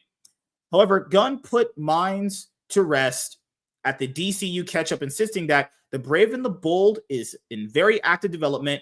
Gunn confirmed that work on the film script is progressing nicely, and he is actively involved in the process, given that Batman is one of DC's 3 main heroes, alongside Superman and Wonder Woman. Peter Safran confirmed that the script will be shown to Andy Muschietti upon completion, which will lead to the final decision being made on who directs the project. Oh, thank God he's not directing it. Oh, thank God. Jesus, thank you. No more of this guy, please. Fucking hell, man. So for you, it's one strike and you're out. If you don't like whatever their last project is, they can never direct again. I don't know, man. Even there, like, I don't know, man. You weren't cooking with the Flash there, buddy. Goodness gracious. Maybe like writing is better for him. Like you know, for me, I'm the guy in front of the camera and all behind the scenes stuff. I'm like a jack of all trades and a master of everything. You do jack all trades. But this next one, there's some interesting thing here. They don't really care about Booster Gold, but the Swamp Thing, I don't know. They've announced that a few times. Yeah. They've announced it a couple times, and I don't know. I haven't heard any updates, so I don't know, man. I like it when they get dark and creepy. I think the Swamp Thing could be really amazing, but we'll see. I heard Paradise the Lost. live action show was really good with Swamp Thing that they did recently that they canceled. I Oh, heard it it was was a long good. time ago. Damn. Never heard of that in forever. Was it a couple years ago? Wasn't it? Yeah, it's when that they did that? launched that DC Universe streaming service. Remember that Yeah. DC Universe app? Oh my god, with Stargirl originally there. Stargirl season 1 was really, really good. Season 2 wasn't bad, but just boring as fuck. Paradise Lost, Booster Gold, and Swamp Thing remain in development. Concerning the third of the DCU's main trio, Wonder Woman is expected to appear in Paradise Lost, a TV show announced in January 2023. James Gunn has confirmed this remains a priority, with the DC Studios chief being as involved in the process as he is with The Brave and the Bold. Among the other projects announced in January 2023, Gunn confirmed that Booster Gold and Swamp Thing are still moving forward. Where the latter is concerned, Safran confirmed they are waiting for James Mangold to choose to direct Swamp Thing next. Mangold came to Gunn and Safran with the idea, and despite the production duo confirming it would not tie too heavily to the overarching DCU narrative, the idea was strong enough to be accepted. After Mangold's work on A Complete Unknown, it remains to be seen what he will produce next, but Gunn made it clear that Swamp Thing will be ready should it be chosen by the writer-director. Wait, Gray, did you watch A Complete Unknown? Yeah. I mean, it's okay. Yeah, if you like Dylan, it's kind of cool. What can I say? Chalamet does portray Dylan quite well. But man, they've got so they did the biopic thing where they just kind of combine events and rewrite history quite a bit. Part I didn't really dig. And then they've got documentaries that actually show the event, one of the main plot points in the movie. And man, the actual doc is just so much better. So I would go that route. It's not a bad film at all, but there's stronger ones this last year, and that's why they didn't really win a ton of awards. But that being said, Mangold, that dude, he generally does a good job. I know you only base your view on whatever their last movie was, but true. One was pretty decent. I don't know. And the other point that they're making where it's not going to tie in heavily, I can't think of any Superman or Batman Swamp Thing team ups. When I'm thinking Swamp Thing, there's been a couple of team ups, but they're usually. So I don't know. That seems to work if it's just somewhere in the world, but tangentially related. I'm totally cool with that. Now this is the one that's the tricky one, because Peacemaker season 1, he said originally it was gonna be canon to this universe, which would make no sense because that previous Peacemaker season was in the DCEU, not the DCU. And now he said that Peacemaker season 1 is not canon. Honestly, what he should have done is something similar to the Daredevil Born Again shit that Marvel's doing. Just call it something different under the subtitle. That way it's specifically not tied to that. Because it's how are you going to watch this and not think about the other one you just watched? But I did enjoy Peacemaker season 1. I did enjoy that, actually. They're making Peacemaker not part of the actual continuity anymore? No, season 1. It was official. I thought he said wasn't canon, but it's okay. He said it's partly canon. It was okay. It's essentially the stuff that because they mentioned it in Creature Commandos. They mentioned stuff that happened to Peacemaker. So Peacemaker did happen. There's some stuff did happen, but the stuff that just messes with continuity, that didn't happen. So okay. So So essentially it counts for some things, but doesn't really matter in the grand scheme of things, kind of thing, right? Yeah, like MSK. Yeah. Oh, damn it. Fucking hell. God damn. That makes sense. That was gonna be my follow-up. But wait, they reference certain things in Creature Commandos, so I think it's still. So thanks, Warren. You cleared that up for me. Yeah, that's why we have Warren here. He clears it up because Gray always takes L's. Well, I'm super excited for season 2. I hope they hurry up with that. I enjoyed season 1. Gotta be honest. Really good. I've watched the intro to season 1 way too many times. That stupid dance just gets stuck in your head. I agree with you. Yeah, make intros great again. That intro we had was good. I wonder if they're going to do the same song, but a different dance this time around. Don't change the song. A new song and dance. I'm not 100% sure, but I know there's a new dance for sure because I think this is coming out this year, if I remember correctly. I'm not 100% sure though, but I think it's coming out this year. Peacemaker Season 2 will take John Cena's Chris Smith to an even deeper place. Oh, I was deep in my wife last night. Ha ha. The other live-action project of the DCU, set to release in 2025, is Peacemaker Season 2. Peacemaker Season 1's ending is regarded as canon to the DCU by Gunn, all except the brief cameo from the DCEU's Justice League, which is now rendered null and void. Regardless, Peacemaker Season 2 will continue the story of Chris Smith / Peacemaker, with Gunn hinting it gets even more complex, personal, and emotional. Gunn praised John Cena's performance. He did very, very good as Peacemaker. And ability to perform emotional aspects, insisting that Peacemaker Season 2 will focus more on Chris Smith than the show's superhero persona. Hey, what word is that? What superhero persona? Yeah. I'm not falling for your tricks there, Gray. It's not a trick. It was a literary flourish, if you will. I just wanted to know, did you mean to go ahead and skip that? Because I think we could get a real Nasquack moment if you took a stab at it, sir. Yeah, some words are hard to pronounce. James Gunn is already working on. Hell yeah. I'm really looking forward to season 2 coming this year. That makes me very happy. Really like this. That's good. Yeah. What the heck? Creature. Wait. Are you saying I'm black? I'm joking, guys. I'm entertaining you guys. Good Lord.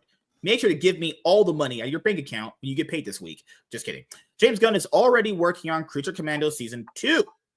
Despite the final episode of Creature Commando Season 1 only airing a month before Gunn and Safran's DCU catch-up, details on Season 2 have been unveiled. The duo confirmed that Creature Commando Season 2 has been ordered, with Gunn stating that conversations are already taking place regarding its story. The characters and storyline clearly resonated with audiences, and Gunn points out, thanks to the strong reviews and word of mouth, making it a relief that Season 2 is already coming.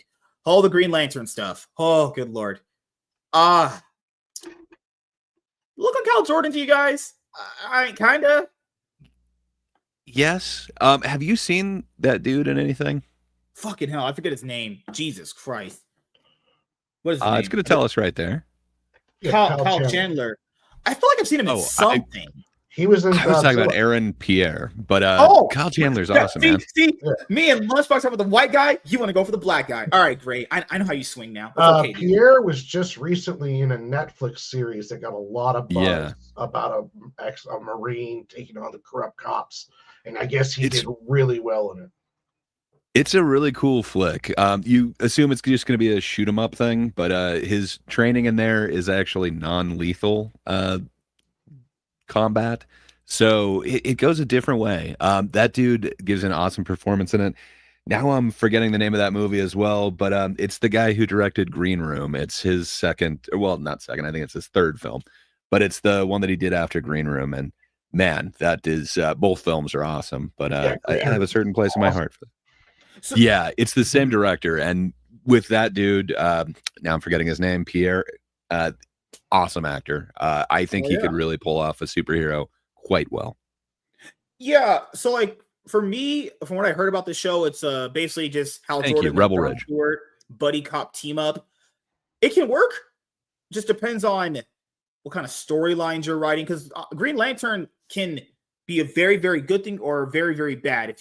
If the person is not good at handling like an ensemble of characters to really push the narrative of what the Green Lantern Corps can do, like Hal Jordan is much different from Jon Stewart. They have different ways of doing things, but the ideas are like the same to a certain extent, And if you're going to put these two together in a show, chemistry has to be a thing. If chemistry is not big between them, that's going to be really off. But this is one of the projects that I'm really hoping that comes out good, honestly. Concerning the DCU's Lantern TV show, Gunn and Safran provided a lot of updates. Gunn has been watching various parts of the show as it continues filming. Him and Safran praising the directors and writers involved, as well as stars Kyle Chandler and Aaron Pierre. Gunn also remarked how different it is to Superman in terms of style and tone, which is good. Yeah, keep in mind, you need that. Not everything needs to be Batman's tone. Not everything needs to be Superman's tone. Each character has their own individual tone, Despite containing a connection via the Green Lantern character of Guy Gardner that will appear in the 2025 movie. Yeah. James Gunn's. He has weird, unpopular characters that he likes. Damian Wayne is his favorite Robin. Guy Gardner's his favorite Green Lantern. Oh, okay, buddy. I mean, that's all subjective, I guess, but goes to show you that this kind of stuff, really does affect people in different ways, All right. Clayface begins production in summer 2025, releases in fall 2026.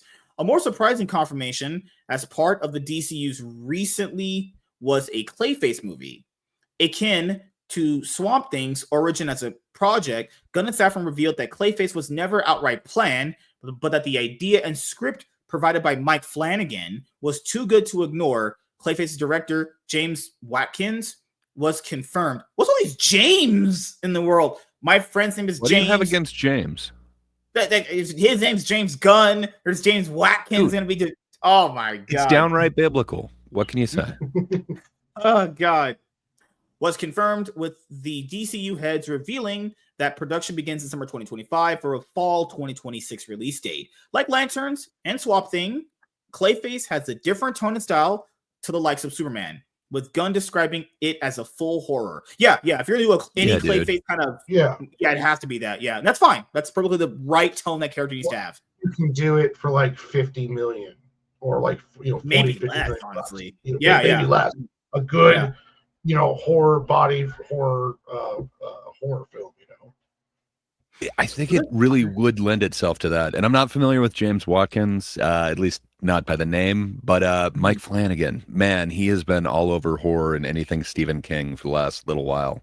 I'd really trust that dude with horror. He has a certain tone, even though it's going to be a different director taking it. Man, all those Netflix series that he was able to pull off, I think this dude could really write an awesome Clayface movie and maybe give him kind of the gravitas that he deserves, because certain people like MSK just kind of write off Clayface, but it's a complex character. I'm just saying, you think he'll do well with horrors? Sorry, had to do it. You literally, man. The layup was horrors there. Are awesome. Yeah, I had sex with a lot of whores back in my prime. When I was hot, rich, and good looking. Now I talk to you guys in YouTube videos to clout chase off you guys. Dynamic Duo is a coming of age crowd pleaser that might not be set in the DCU. Okay. So it's WB animation. So this one's going to be an animated one? From what I remember, the announcement animated movie called The Dynamic Duo. Yeah. Sweet. Yeah, from the early synopsis that Discussing Film put out when the tweet was announced, it was very weird. That's why when I told you guys earlier in the video, I was like, I don't know what the fuck it was. It said stop motion, this live action. I was like, what the fuck? One of the first DCU projects to be announced last year was an animated movie called Dynamic Duo. The film will feature two versions of Batman's Trusty. I'm joking, guys. I'm kidding. I have to entertain you guys with the reading since everyone loves the reading. Okay, joking. The film will feature two versions of Batman's trusty sidekick, Robin. The film has been kept mostly under wraps since then, making the revelations by Gunn and Safran in February 2025 even more intriguing. Gunn stated that he has thoughts of ways to tie in the film to the upcoming story, but that the nature of its tale and the unique animated style means it's separate. Dynamic Duo was described as a coming-of-age crowd pleaser that will allow an introduction to Gotham, yet Gunn hinted it may not be set in the mainline DCU. Gunn stated that he has thought of ways to tie the film to the upcoming story, but that the nature of its tale and the unique animated style means it is separate. This could change in the future, especially with Gunn voicing his interest in making Dynamic Duo an official DCU project. But for now, at least, the filmmaker was unwilling to outright confirm its placement one way or another. I think if you're going to do this, it should be in the DCU, though. There's no point in just making things right now that don't connect. Worry about things that are like Black Label and other Elseworld tales later on. Worry about just getting a universe set up, first, honestly. I hear what you're saying. Yeah. But I don't know, man. If they're doing that other Bat story, I don't know. I'm not exactly sure how the Dynamic Duo would kind of fit into it. So I can understand what he's saying. Plus, you get the animation side or the live action one. I know I've got a bunch of friends who would never watch like Creature Commandos just because it's not live action, but they've seen everything else in there. Like they've seen the Suicide Squads, both of them. But I don't know. For some reason, they won't give that one a try. So I don't know, man. It could be a different audience. There's definitely something different between animation and live action. It's not going to have quite the same reach. There is something too. I think James Gunn has a big plan, and like these films that come up with, or these people that come up with good script ideas, he's like, okay, this is really good, so we're gonna do it, but we don't necessarily have to make it part of the overall. It's like, so someone came with a great idea. They want to have their cake and eat it too. Yeah, it's like, wait, this is a great story. Let's make it, but we just can't really tie it in because I have an idea and I'm going this direction. So it could be one of those things where he's just like, I really can't turn this down because it's great. So we're gonna make it, and then if we won't have to tie it in. 4 new family-friendly DC Universe shows have been greenlit. All right. Alongside the confirmation of Dynamic Duo, more easygoing DCU projects were announced by Peter Safran and James Gunn. The former revealed that 4 new TV shows have been announced. 3 animated projects called My Adventures with Green Lantern, Starfire, and DC Superpowers, and a live-action episodic Superman spinoff featuring Krypto. These will all be family-friendly stories for the DCU, fleshing out the franchise beyond more mature filmmaking. Okay, so I remember this one. It's essentially supposed to be like My Adventures with Superman with Jessica Cruz being alongside, I think, Hal Jordan or whatever. Starfire, I heard, was not exactly connected to the DCU, and Superpowers, I heard, was supposed to be basically Martian Manhunter mentoring a group of heroes. So, yeah, DC's strongest thing is their animation, so that's fine. Something I don't care about Krypto is I don't really think he needs so much stuff. Damn, James Gunn loves his Krypto. Oh, okay, I get it. Man, you don't know. If they're going to John Wick the dog in this one, they got to get the kids back on board somehow. Maybe you give them a prequel series with Krypto. All right. The DCU is aiming for 7 projects per year. Okay, so this is something that I wanted to go over. One of the biggest things, actually. So keep in mind, when we're doing this video, a lot of these projects may or may not come out, and plans are always subject to change given movies' box office results, TV show ratings, and all that stuff, right? Just putting all those disclaimers out there. Okay, so Marvel did this right after Endgame, remember? They're going to go bigger and better. We're going to do a bunch of shows and movies and animation. At any point, if any of this stuff ever starts getting bad, they will pull back on that. They have to. They will. Marvel's doing that currently. I get it. They're about to go big or go home. I understand it. But that right there will actually cause people to basically, I'll say get fatigued, but you're going to feel some superhero fatigue if all this stuff comes out and it's not good. Because they want to be, 2 live action, 2 animated shows, 1 live action TV show. That's a lot of stuff. I get it. It's going to be spaced out. I understand it. But it's like, at any point, if this stuff is not as good as the other project, or if a bunch of stuff is bad in a row, that's going to be just, I don't know. That's a dicey one right there. But maybe he has confidence they'll all be good, which is not going to be the case. That's just not how that works ever, Well, this is only going to work is if they leave James Gunn alone and he sticks hardcore to that. It doesn't start till the script is right. Like, he already has pushed projects back because they're trying to get the scripts correct. The problem Marvel has is that they're just pushing. We don't just put it out.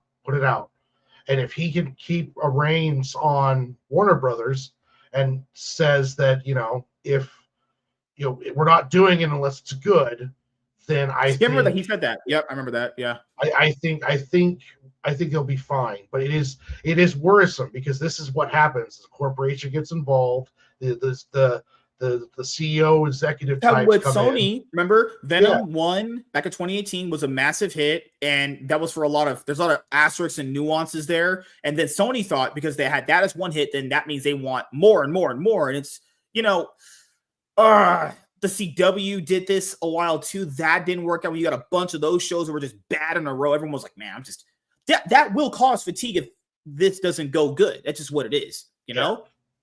But it has to be good and it can't be rushed.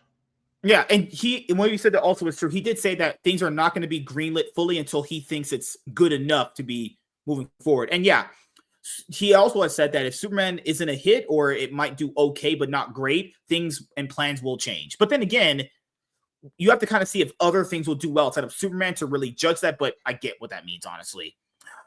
One of the more interesting confirmations at the DCU's catch-up event was the reveal of how many projects Safran and Gunn will look to release each year. While this exact goal will not be met for a while until the groundwork is complete, the DCU is striving to release 7 projects per year. Safran broke this down, insisting that 3 movies, Jesus Christ, 2 live action, 1 animated, would be targeted each year, as well as 4 TV shows split equally regarding animation and live action. Like, that's just a lie. Doesn't sound horrible. I don't know, that's not a whole man, idea. Yeah. I think if you've got like the Clayface movie and you've got the Swamp Thing one, I know that that's not going to be for everyone. It's not their Superman character. It's definitely not something that you're going to build an entire franchise around. It's just kind of a supporting character. If that's going to be one of those movies per year, hell yeah. That actually doesn't sound so horrible to me. And then with a lot more of the focus on animation, they get to stick with what DC is really good at. That's awesome, man. I was originally concerned when I heard 7 per year.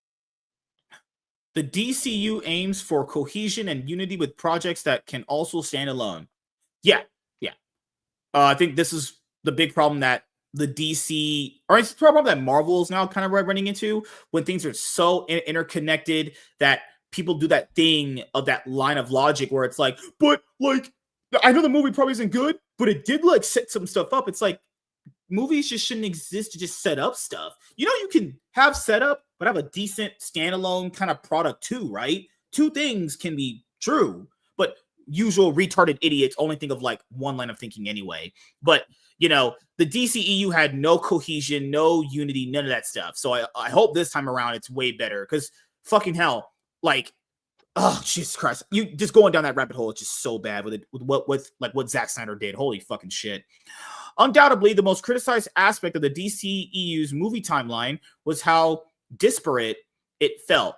After Zack Snyder departed the franchise, it became split into 2 visions, one that still followed what Snyder began, and another that was dictated by studio oversight. The DCU is looking to fix this, with Gunn and Safran continuing to highlight how they are aiming for cohesion and unity with their projects. That said, this will not stop individual DC projects from standing alone, meaning general audiences can check in and out at any point and still follow the overarching narrative of the franchise. That's good. That's good.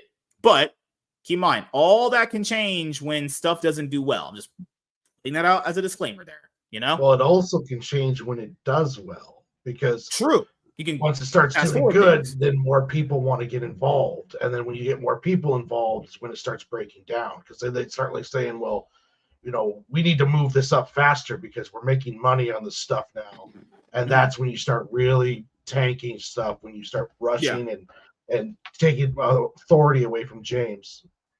Yeah, and this is the thing that I'll bring up to my other point a while ago, was that when you have all these projects coming out, you must also keep in mind you are getting a lot of people involved. There's no way him and Safran have oversight on everything to the point where they'll make sure that it's, I'm not saying it's not good, but it's like what's the line I think that people have been saying about Kevin Feige? Spreading yourself too thin. Yeah, when you have this much stuff going on, I don't know how much time James Gunn is dedicating to each one. He needs to dedicate time specifically to each one and not be like, well, I have enough good people on it, so they'll do a good job. It's like, no, that's just like that level of line. I think is the reason why you get so many bad things, because not everyone. Obviously, he's gonna. Good.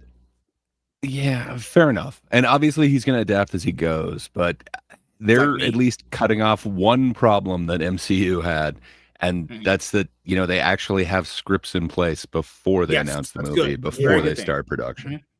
And I think Kevin Feige's problem is not necessarily being run too thin, but I think more people were getting involved in decision making than just it was no longer going through his desk. What I mean, it's like I think as projects start spreading out, it's like, well, yeah, you can't be everywhere, so we're going to start making creative decisions that go over your head. And there was a massive tonal shift of the entire MCU after Endgame. So I don't think that was him. I think he played along with it, but I think there was a lot of cooks in the kitchen, if you will.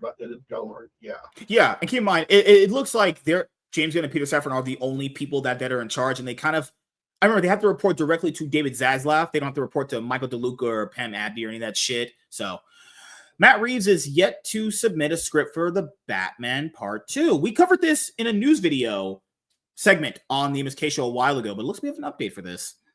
He also, I'll ask you guys this before we go over the actual contents of the information here.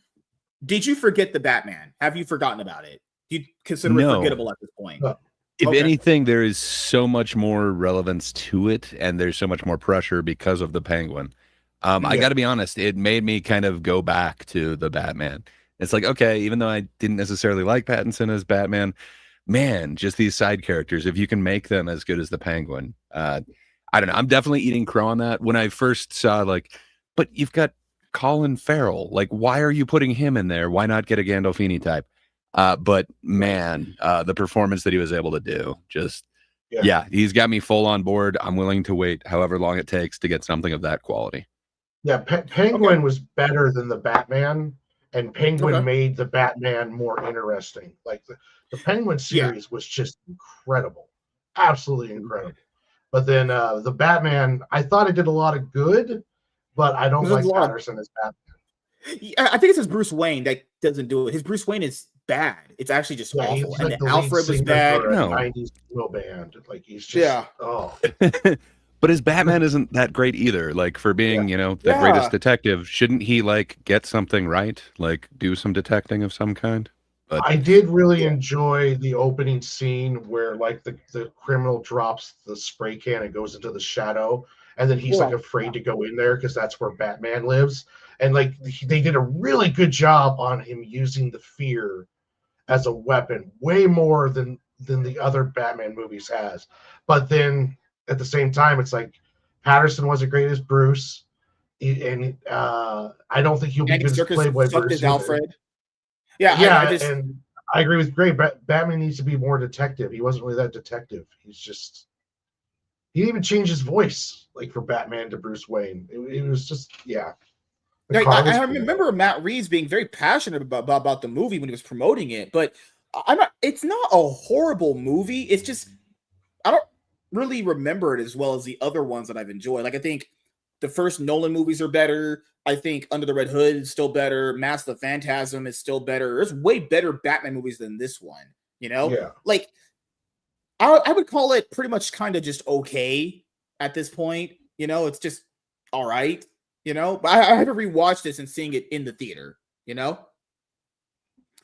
Definitely has more interest now. I think everyone's willing to give him more time based off of the goodwill that they got for the Penguin. So, and just like Nolan's Batman movies, the supporting cast is way better than the Batman. Like, the supporting cast is way stronger. Yeah, like I cared much more about the supporting cast of the Dark Knight trilogy, and I cared more about the supporting cast in the Batman movie as well as especially with Penguin.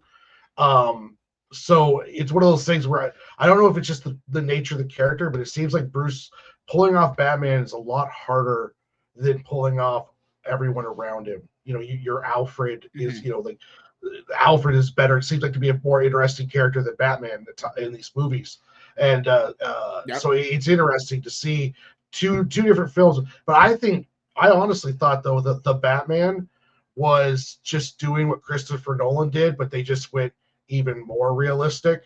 Like this whole realistic Batman thing annoys me. I want to see Arkham Batman taking on a mixture of Arkham Batman and Batman animated series. I think that's the problem with it, was that you can even get those fantastical moments in the movies. It's just I think the action really wasn't all there. Like it was quite a like originally when it came out, people were really, really praising it, and now as times went on, it's been it's like one of those movies where it's like, was this pretty much overhyped when we saw it, based off of like us being cooped up for a while there? All right. I won't say overhyped, but I will say that I am going to watch the Batman 2, and the Penguin has a lot to do with that, and I think it can be saved. I just there was problems with the first one. Yeah, I agree. For sure. The wait for Matt Reeves' The Batman Part 2 has been excruciating for a lot of people, but Gunn and Safran had a somewhat positive update.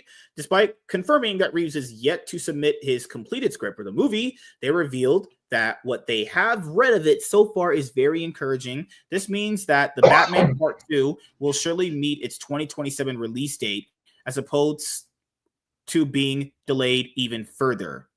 I mean, is it going to come out? I don't know. Like, at this point, so many updates on it and it being delayed constantly, you know, by the time the new one comes out, it's like, Batman will always make money because it's Batman, but it's like, I don't know how people will feel about this version of Batman when you have so many other better options coming later on from the main universe.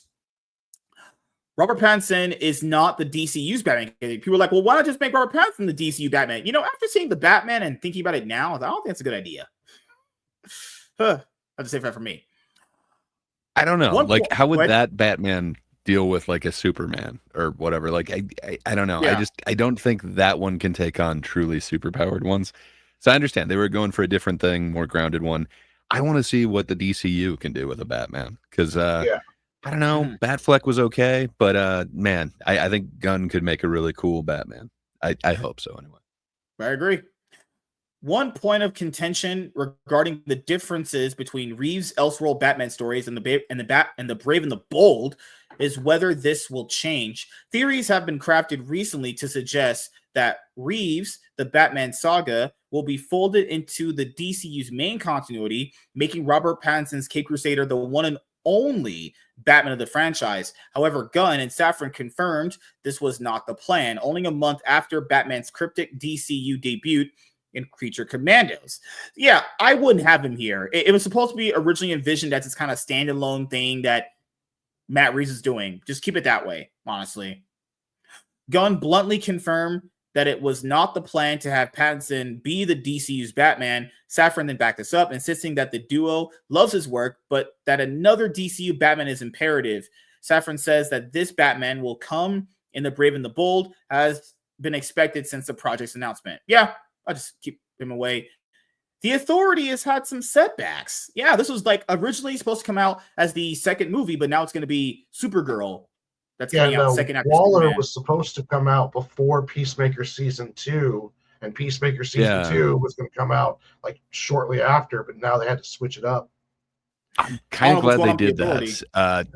I think that's a lot of Waller. Like, we've got her in so many movies across so much. I don't know. I'm cool with waiting for one of her shows. Right. Yeah, but, I remember that. But well, I'm excited for The Authority. I love the fact that if it's not ready, they're not pushing it. I don't mind that something gets pushed back if it's not ready. Like, I don't. Yeah, and who wants a Waller TV show anyway? Like, let's be honest here, no one was asking for that. That's like just overkill at that point. And Waller has been. You actually think it's bad in the movies? Oh my! Comic wise, it's the same thing. They just had a big event with her in Absolute Power, where she was the main villain, just recently. You know, like Waller needs a break. Just pointing out there. I like her. I like even the actress who portrays her in the live action movies. But god damn, does that character need a fucking break, dude? The Authority and Waller have had some set blacks. I'm joking, guys. You know, get it, set blacks because she's black. No, you guys are getting my jokes. All right, it's cool. Oh, that's why you said that. I just assumed that you misspoke, but okay. Alongside Paradise Lost, Booster Gold, and Swamp Thing, several other DCU projects were announced in January 2023. The most recent update by Gunn has revealed that a few of these are on the back burner for DC Studios at the minute, namely The Authority and Waller. Gunn did not divulge what setbacks the latter has suffered, but insisted that the former proved harder to perfect, as it is very similar to the other superhero spoof IPs like The Boys, meaning that it is not currently a priority. Okay, but this is the thing. Maybe that's what a lot of people's criticism was. That like you're making kind of like the parody version of Superman at the same time you're doing Superman and kind of everything else on this. Maybe fair enough. And then you are everybody is going to have to compare it to The Boys and kind of anything else, probably Invincible as well. Not that one's a parody, but you know, The Authority gets a little dark. So I don't know, man. It's probably good that they're actually going to make sure that they get it right, because you could really screw up the tone of this universe with it. True. And this is the thing. Maybe Viola Davis is just too busy right now to commit fully now to a Waller show. And be honest here, I don't keep in mind, I say these things, but Are I you always say blaming them. that wonderful actress for this delay? How She's dare black. you? They get blamed for everything. What I'm bringing up is I don't mind if underrated characters get, some stuff. I do think big dogs need to eat first. And she is a character where, guys, she has gotten more than her fair share of spotlight, whether it be in comics, movies, and like fucking TV shows. Gotten way more than enough here. Like, do we really need a Waller when the universe is not even fully set up with a Justice League yet? Like all that stuff needs to come in play first. But don't think we really need a Waller. Think The of the Authority. cameos, man. You could have anyone from the no more. Suicide I'm Squad good. come I'm in. You good. could have I'm anyone good. from I've Creature seen it too much. Commandos. I'm okay. I'm Live fine. action, though. The original, when they mentioned first announced Waller series, it was supposed to essentially be Waller and Peacemaker. Essentially, it was going to be Peacemaker kind of season 2, where it was going to take off right from the end of the first season, and essentially he was going to be protecting her while she was on the run. Oh, okay, and so cancel that. Yeah, so I don't know what they're doing terrible. now. They might be trying to do something different, especially with Peacemaker season 2 coming out first. The DCU's video game side remains important. Yeah, because he wanted to tie in video games too. When Gunn first confirmed his long-lasting plans for the DCU, one element caught the eye of many. Gunn stated that the DCU would remain consistent narratively across video games as well as movies and TV shows, something that is uncommon for modern franchises. Since then, video game updates have been few and far between. I mean, we got the Wonder Woman game cancellation, but let's be honest here. We knew that game was probably canceled, given the fact that it was announced with a trailer and nothing came about it for years. I'm not saying it wouldn't have sold well. I'm not saying people weren't interested, but when you have things like that get announced and you hear nothing about it for like a long ass fucking time, that shit's probably fucking canceled or it's going to be delayed. But Gunn confirmed that this side of things is still very important, if more secretive. Gunn has been giving input on various video game projects, at least proving that the DCU's future lies in gaming just as much as film and TV. James Gunn has assembled movies planned. Okay. Close enough. You want to take another swing at it? Into my butthole? No? That's where most things go. No, it's just an ensemble cast, sir. Yeah. Ensemble. Yeah. I made sure I messed up to give you guys some leeway to make some entertainment quality content for this video. Just joking. You meant to do that. James Gunn has ensemble movies planned. Let's see what he's got. Naturally, a major question fans have about the DCU is when teams like the Justice League will be first introduced. While Gunn did not give a straight answer to this, he at least confirmed that ensemble movies are planned for the future. Despite being asked about the likes of the Justice League or Justice Society, Gunn remained coy and did not give much away, moving on to other questions after insisting team movies with more characters are in the works. Superman is what? What do you think the word coy means? If you were to give a definition to Gunn is playing coy, what would you go for on that one? Are you currently having sex? All right. So Superman is focused on 3 characters with many supporting heroes. Good.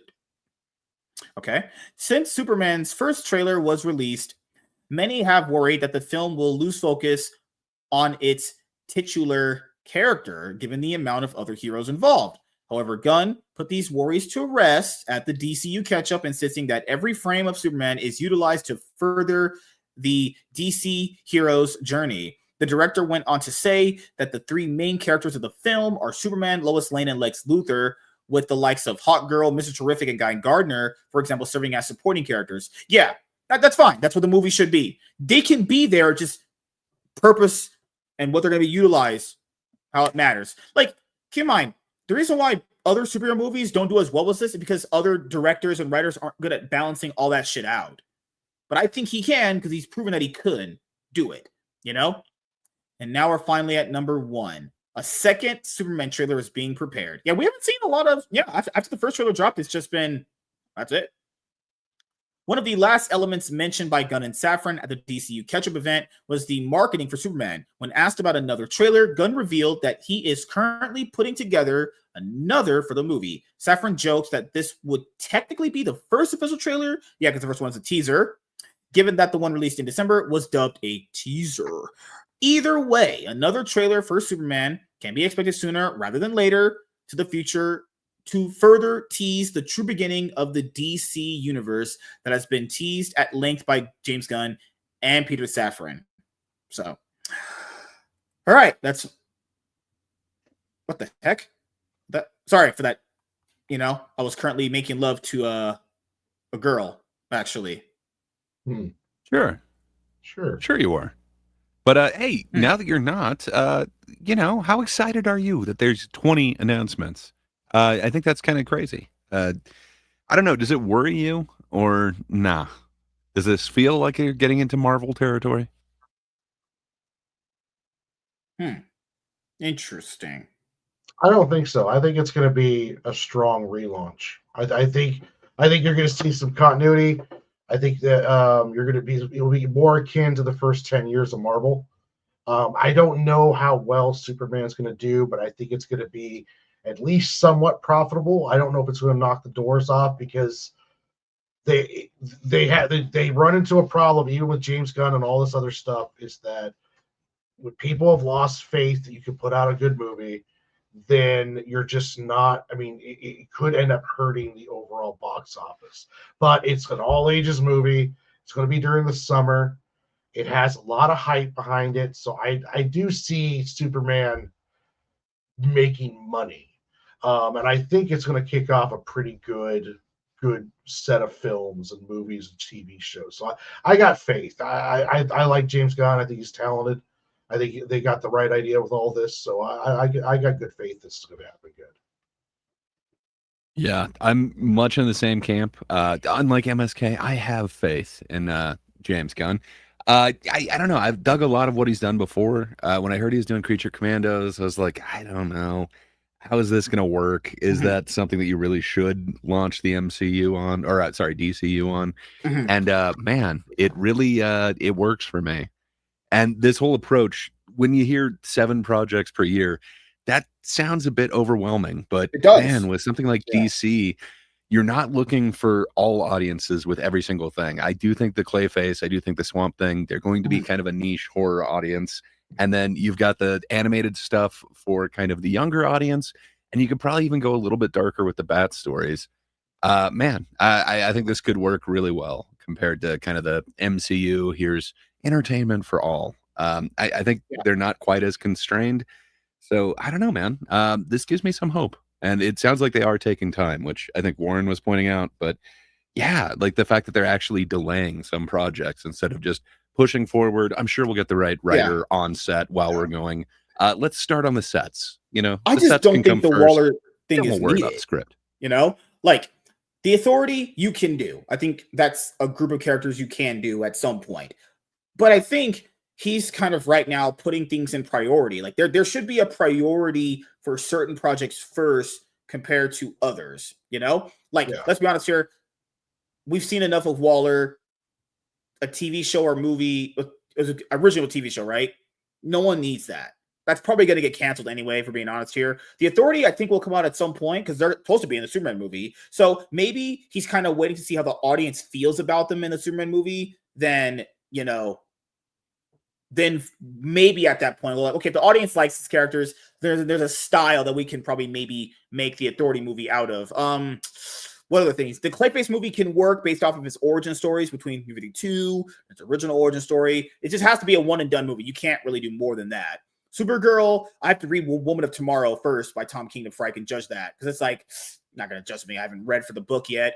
Superman, well, yeah, that's going to be tough for you because, you know, you'd be reading about a woman. Like, why would you do that? Oh, fuck. And everyone knows how I feel about women right now currently. I'm retired. But no, Superman I'm hyped for because I've read his interviews. I think he understands Superman very well. Remember when it was first called Superman Legacy? Yeah. Oh, God. Good Lord. Yeah, one thing I'll say about the Clayface film, and if you look at with like Marvel, right?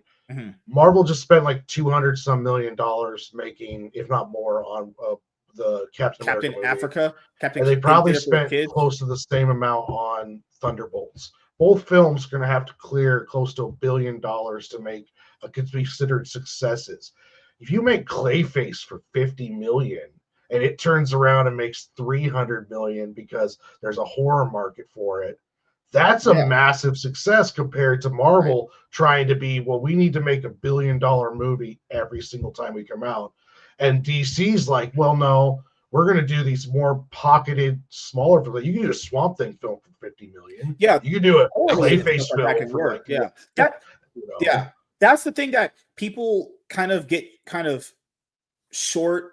What's that thing where people are very just short-minded on things, where they don't see the full picture sometimes? You can tap into other markets, but the MCU has kind of always streamlined their market at just, we're just doing it this way. Whereas with DC, now that they've seen the way Marvel do it, they can go, okay, we can tap into a horror audience with certain characters and it still be connected, so you still feel like your movie connects, but it can also stand on its own. Like you said, obviously, when we were going through all the announcements, right? Yeah, tunnel vision, right? People are so thinking of the smallest thing when there's a much more bigger picture there. And you also have, fucking hell, what else do you talk about? Well, we're gonna get an ensemble at some point, so I'm pretty that's probably a Justice League movie at some point. I'm thinking Titans. I think Teen Titans will come out. Yeah, one of the announcements was Titans. From what I heard, disgusting film I put it out, a Teen Titans movie was in development or something like that. So let me go over some of these other cliff notes. Man, I think that's part of what's really awesome about this with the DCU, because they can go more niche, they can go darker if they need to, where, you know, what did the MCU, the closest thing that they have, well, I guess you do have, what is it, Werewolf by Night, but I'm trying to think of like any of the big releases that they actually sent out. I think, Doctor Strange 2 is probably Multiverse of Madness is the closest to a horror movie they've gotten. And man, they really put like kind of the muzzle on Sam Raimi, so to speak. I think he could have gone so dark with that, and it could have been amazing. There's some scenes like the mirror scene with Wanda, just man, if he was allowed to go like full Raimi on that, I think there's some really dark horror that you could have gotten out of that, and I think it could have been so much more impactful. But I don't know, man. I'm kind of excited for some of these smaller ones from the DCU. Yeah, I think it's a smart plan, especially you can do it, and you can have a good money turnaround if you're just thinking business wise. Like, you shouldn't be depending on the Thunderbolts to like carry your company, you know. And so it's really, I think they had confirmed Teen Titans. James Gunn did. Yeah, so that's very good. Could be cool, man. That could be the ensemble film that they're talking about. But what Warren was saying, like, I fully agree. And that's kind of the problem with the MCU, is it is banking on every film having to be for a wide audience. So, like, they can only go so deep with Multiverse of Madness because it still has to be a family film. It still has to connect to everything else. It's for everybody. Where I don't think the DCU is looking to do that, which kind of sounds awesome to me. Yeah. And I also want to make sure I point out, with all of these announcements, all of this is subject to change when the franchise hits its rocky moments, because every franchise, the MCU is currently going through their low lows right now compared to the high highs they were on before. Given where the franchise might be at after Superman comes out later in this year in July, we'll see where it's at. Now, it would be more of a confirmation after Supergirl and Clayface, because we got 3 movies under the belt. We can kind of gauge like what people are kind of feeling about the movies now, because it's all ideas in hindsight right now, compared to like what is actually going to be at play when the movies actually come out, right? Because all this stuff right now is pre-talk before we see the actual products. Now, I understand that people are hyped for them, and it looks like it's going to be promising, but at some point, it's going to have low lows, and it's going to be really rocky. I just hope that the right stuff gets priority and not stuff that really doesn't matter in the grand scheme of things. You know, that's all I'm asking for. You know, Superman, I think it's going to be good. I have hope for it. I just hope that we don't get other random movies that people aren't really asking for. And then when the money's not there, they go, well, because, you know, not every single audience is going to turn up either, even if you do a horror related project, right? So that's why you got to keep the budgets in that realm. Like, you know, a good horror film is 50 million, and it, you know, brings like 150. That's good. Yeah. That's pretty profitable. Don't be pumping in $300 million into a Clayface movie. Also, keep the marketing down too. Like, some of these movies do not need with the DCU in the future, you don't need all this high marketing. Like if your movie's already costing you $50 million to produce, you put another $100 million on top of that marketing. It's like, bro, that's no, you need to get this stuff down. If you notice with Superman, I think they're getting more free marketing and they're doing that route. Because if you look at the it, word of mouth is generating is insane. You drop something on Twitter, he has like 1 million followers, and then guys like us all across YouTube talk about it. He gets all the free advertising that he wants. If they utilize that correctly, they won't have to spend, twice the budget on TV commercials that no one really fucking cares about. James Gunn on because even for comics, even when he talks about comics, massive engagement he gets now, which is so weird because I hope the DCEU does this, because originally he was talking about having this getting people into not like getting them into comics, but remember that first announcement he had a while ago when it first announced he was going to be doing this Gods and Monsters chapter, was that he got people on Amazon to buy the trade paperbacks for Supergirl, Woman of Tomorrow, All-Star Superman, Booster Gold, and everything. If they can. I know it's a pipe dream, but they did do it at some point in 2023 with the movies that came out. The trailers had like recommended. Yeah, the end of the Blue Beetle trailer showed the Shazam, Aquaman, I'll have that too. The Flash we did. Yeah, do that. Yeah. I want them to at least like, hey, even though it's pretty, the conversion rate between moviegoers to comics readers is very, very much not there, or if at all, at least attempt it. Because he was able to get people to buy out books and all of them have to get reprinted. Keep in mind, James Gunn brought so much attention to Supergirl, Woman of Tomorrow, that it even caused it to get reprinted and get a full deluxe edition actually recently. Yeah. I think though, with their push of dollar store DC Comics, their $9.99 smaller version, almost manga size. The DC Compact Comics, yeah, the compacts. I think, and you're seeing those in like Targets and Walmarts and shit like that. I think that stuff is just as important too. I think it's going to help bring more readers in. The problem with comic shops is that there's only less than 2,000 in America. You can't expect a 12-year-old to convince his mom to drive him 45 minutes to the next city because that's where it happens to be a comic book shop. Mm-hmm. So I think it's be much more realistic that they're in the dollar store and then they see a $1.25 comic book and then he grabs a kid that because he just watched the Supergirl movie or along those lines. Oh God! I wanted to show this too because Dan Mora, one of my favorite comic book artists currently right now. There's going to be a new Superman ongoing series called Superman Unlimited, written by Dan Slott and art by Ralph Albuquerque. This was one of the covers that is going to be on Superman Unlimited #1. That looks great, honestly. Good job, Dan. And people were like, "Oh, Zack Snyder took a picture with James Gunn." You guys know these guys are friends, right? James Gunn wrote Dawn of the Dead. As we know through Zack Snyder's film career, given his atrocious ways of storytelling, I think it's safe to say who made most of that movie work. Let's just say that, because we saw this guy do his own things like Army of the Dead, and that was horse shit, actually. Zack Snyder always does better when someone else writes a script. Like Watchmen was good because he essentially just did panel for panel recreation of the graphic novel. Mm-hmm. Even to the detriment of the overall intake of the film. But as a fan of that story, I thought he did an amazing job with that one. And like 300 was awesome, but he didn't write 300. That was Frank Miller. And he just essentially just used the comic book as a script. Mm-hmm. So we'll get our final thoughts on this topic. Gray, what about you? Excited for the future of the DCU with James Gunn? I actually am. When all of this was kind of announced and I heard he's doing Superman, I thought, is he going to be able to hit that tone? But everything that I've seen so far that's kind of been released after that initial thing, Creature Commandos, and then all these announcements, man, it's just giving me more and more confidence in this dude. I was very familiar with his filmography from like Romeo and Juliet all the way up to the MCU stuff. I have confidence in this guy. I think they're doing it the right way, and I think they're delaying the right things for the right reasons. So I don't know, man. I'm not willing to just go ahead and slag this guy or mock what he's doing. I think these delays sound pretty good. So I'm going to give him a fair shot, and I'm definitely open-minded to it. But everything that I've heard gives me more and more confidence in it. So I'm actually excited for the DCU, which I haven't been for a long time. or people, some would say forever. But Well, the Warren, DCEU either. I mean, yes, Zack Snyder has that effect on people to make people want to actually off themselves after they watch his movies. Man of Steel, it's not good.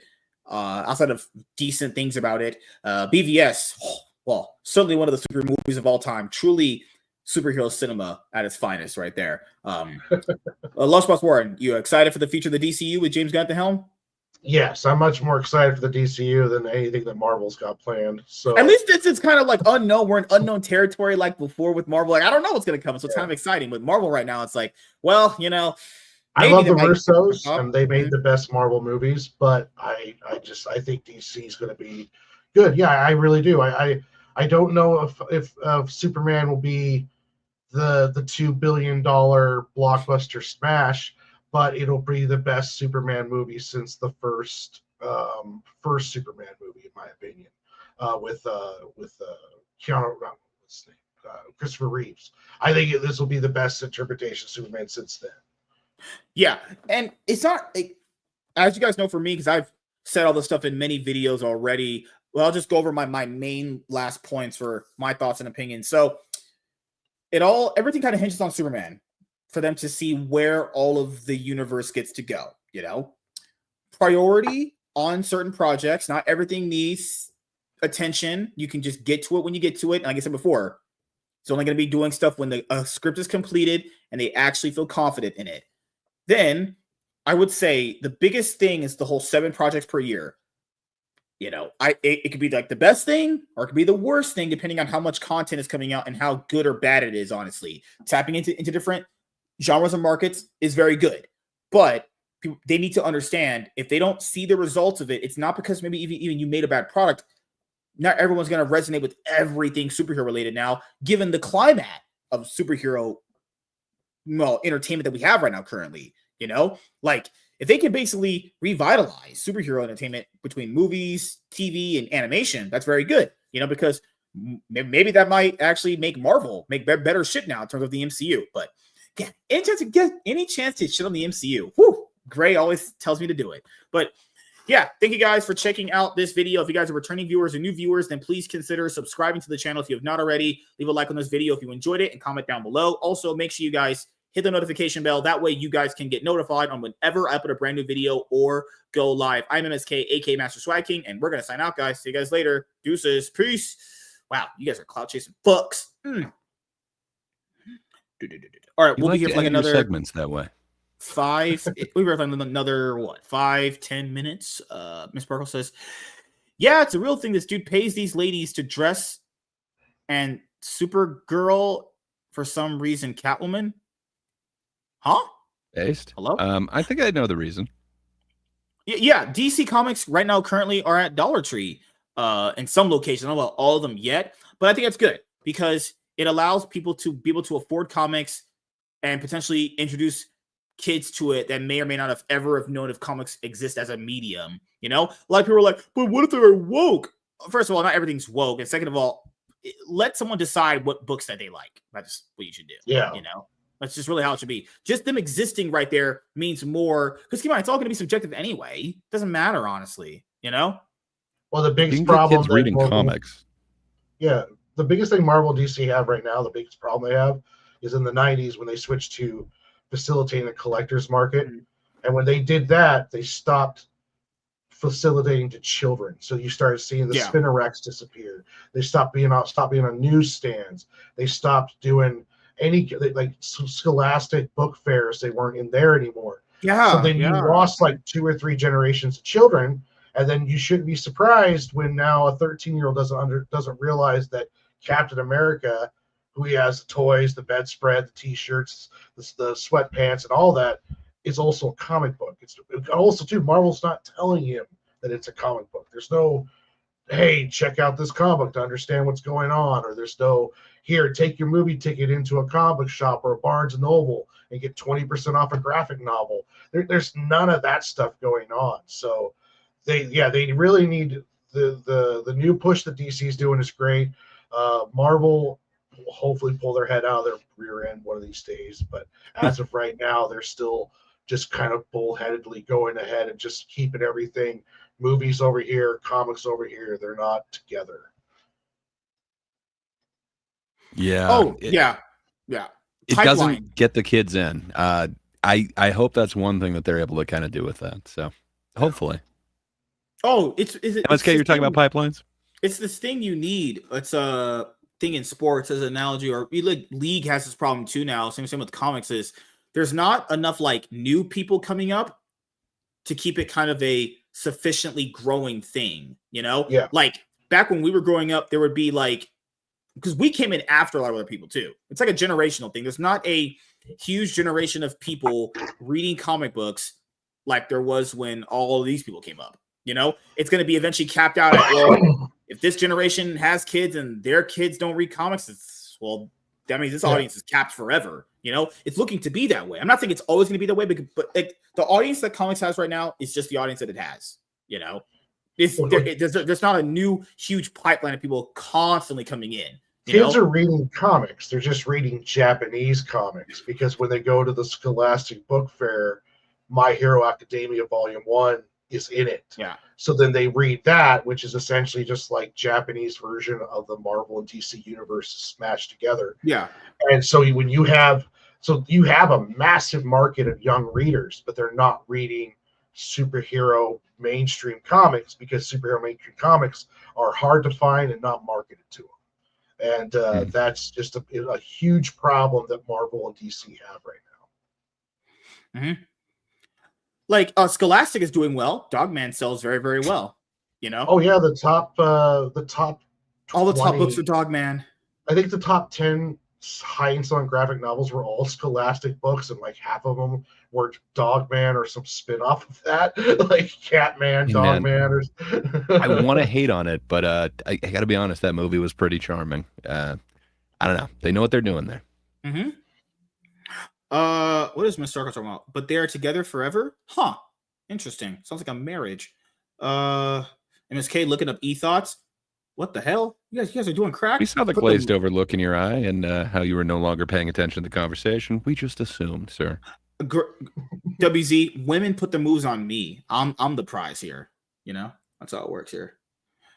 Yeah. It's, you know, James Gunn is also doing this whole Summer of Superman event with the comic books, and even he doesn't get it because he had this really base take. Remember on that podcast for Inside of You, it was with Michael Rosenbaum, who played Lex Luthor in Smallville, where he had that segment and he was like, well, superhero movies and comic books don't do as well because of like third acts or whatever. But then when it came to like comic books, to talk about it more specifically, he was like, well, comic books haven't been doing very well because, and he stopped himself because he realized that if he started going into why they don't do as well, he might have been getting a few phone calls from some people. But I think the people that watch the Superman movie aren't going to be interested in reading Superman comics. That's what it is. People that read Superman comics know what the Superman movie is, you know, but there's just not a big enough overlap, you know, because going out of your way to read something is a lot more, you would say, kind of harder than going out of your way to watch something in front of you. You know, I love Superman. I really do. And I hope the Summer of Superman event is good because my boy deserves some love after being constantly having shitty people helmets projects. I love Superman and Lois. Boy that you want to love? You know, I'm a heterosexual. I had sex with a ton of women, obviously. I'm the winner in the prize. Talk about boys a lot. No, I'm the prize, and I'm the winner over here. That's what it is. I'm the guy you go after. You know, girls do the chasing for me. The participation award. No, I get you. Yeah. But I hope it's good. That's really all I can hope. Yeah, Walter was right earlier. Yeah, the right stuff is good movies, but you need to make right decisions too. Because hoping that just because you're doing a random hero movie and hoping it's good is not good enough. You need to make good decisions. Good decisions.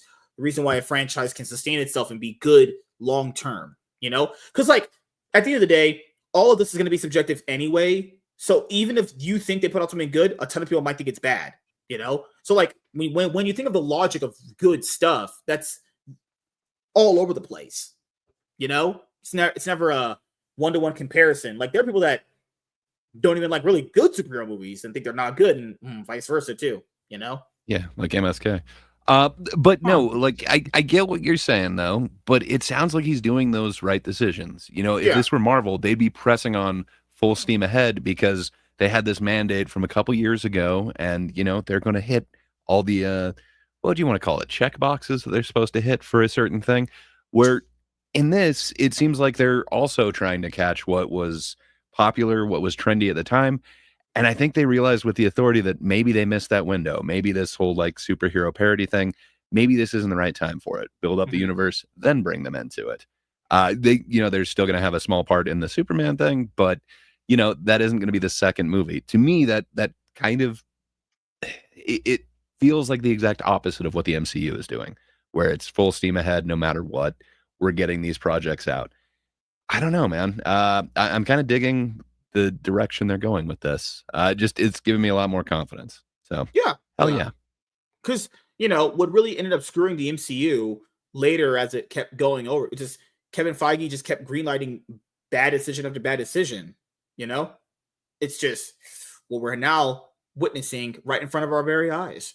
Comic says, I think comics in general are just more intimidating to approach compared to manga. If you're picking up My Hero Academia, Dragon Ball, there's only one main line of volumes to follow. Comics on multiple stories. Yeah, DC recently started doing DC Compact Comics, where basically it's just a collected run of a popular character's story arc for $10, right? Because the problem with comics is that people feel like, they feel as if, they're not getting something complete with a comic book. It's always this overarching big thing, So I think they have tried correcting that at DC with that. You also have the DC's Finest line, where you could, if you just only want this really great arc and peer the character, you have it for that. Marvel does it more serialized when it comes to volumes. I would prefer if it's serialized in DC too, but tomato. Yeah, James says Walters is right on there though. Synergy does really impact things. There's a joke in the comic book community. It's like, where do you go to start Dragon Ball? You go to volume 1. That it's that simple. If someone asks you, you just go and watch episode 1. Yeah. If someone wants to know, like, where do I start in Spider-Man? It's like, well, shit. Like, I could name 20 storylines that you could try to jump on. And none of them are concurrent with what's going on right now. And there's like 6 Spider-Man books right now, and none of them are connected at all. So it's all over the place.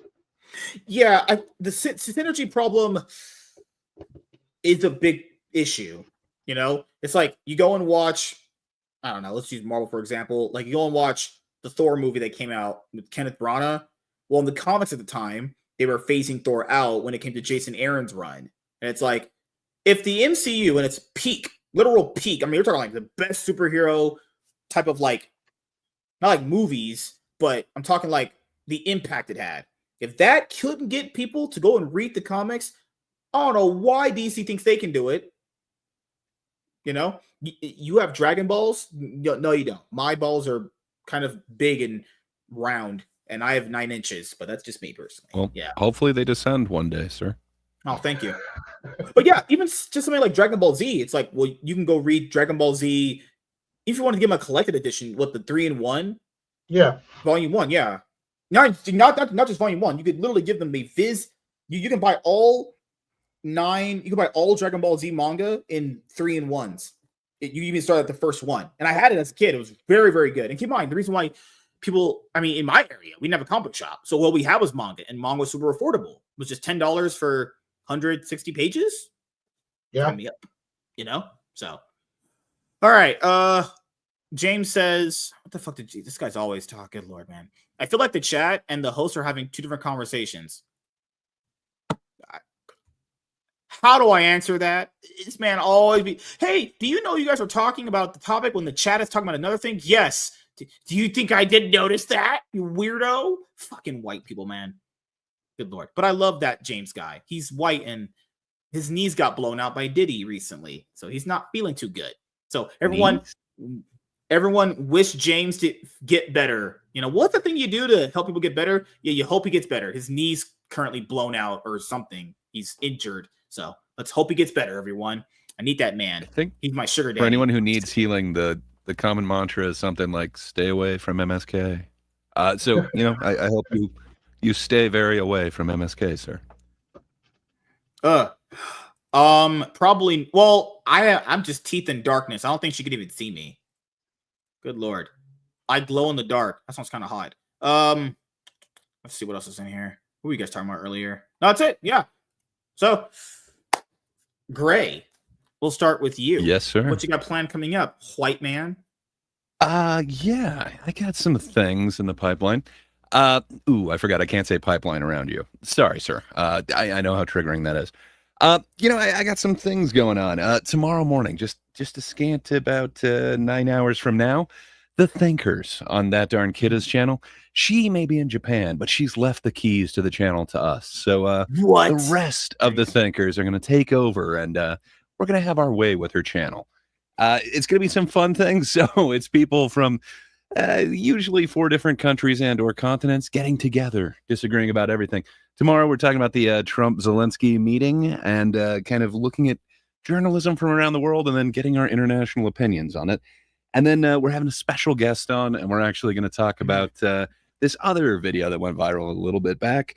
That is, just because you pay $70 for a game doesn't mean you have the right to criticize it. Yeah. So, yeah, we're also going to get some international, both game developers and I believe somebody who's a local special game developer. So, yeah, come on over to That Darn Kidda's channel tomorrow at I guess 8 a.m. Pacific time, whatever that is, 12 a.m. Eastern, something like that. Oh no, she just gave him That the darn stream kiddo. yard. She just gave him the stream lard. She gave him the stream yard. She gave us the stream lard. But yeah, to answer WZ's thing, yes, we can invite MSK on, but we don't want to because he can't be trusted, and we don't want to hurt Kidda's channel. She's given us the keys. We want to bring it back in one piece. But yeah, other than that, I tried to play a joke on somebody and it ended up really backfiring on me hard. So the dude, so Charles Willis-Gredia, he was having a live stream where his goal was if he got 10 donations, he would live stream a trilogy, but he needed the audience to suggest one. I thought it would be hilarious to say the Human Centipede trilogy, and that won hands down. And so now he is making me watch them with him on Friday. So yeah, if you're doing nothing Friday night, go over to Willis-Gredia, YouTube at Willis-Gredia. I believe he's streaming the live reaction to the Human Centipede trilogy. So if that's up your alley, like it is for MSK, I know it's his favorite. Come on over to that channel. YouTube at Willis-Gredia on Friday, and come join the most talked about trilogy of the early 2000s. But that's all I got going on. What do you have going on, Warren? Right now, I've got preparing for the Kickstarter for issue 2 of my comic book series, The Adventures of Sig and Joe. And if you look up, I put my link tree in the chat, but it's essentially Linktree/Lunchbox Comics. Or if you just go to either TikTok or Facebook and put in Lunchbox Warren, you can find me on there. I'm going to be live streaming my doing the layouts for issue 4 here in the next couple days, so you can catch me on there doing that. And also I'll be doing the Kickstarter at probably the end of April, because I'm getting ready for a comic book convention at Port Angeles here coming up in April. So that's the big thing I'm trying to get everything prepared for right now. But yeah, catch me on TikTok. That's where I'm most active.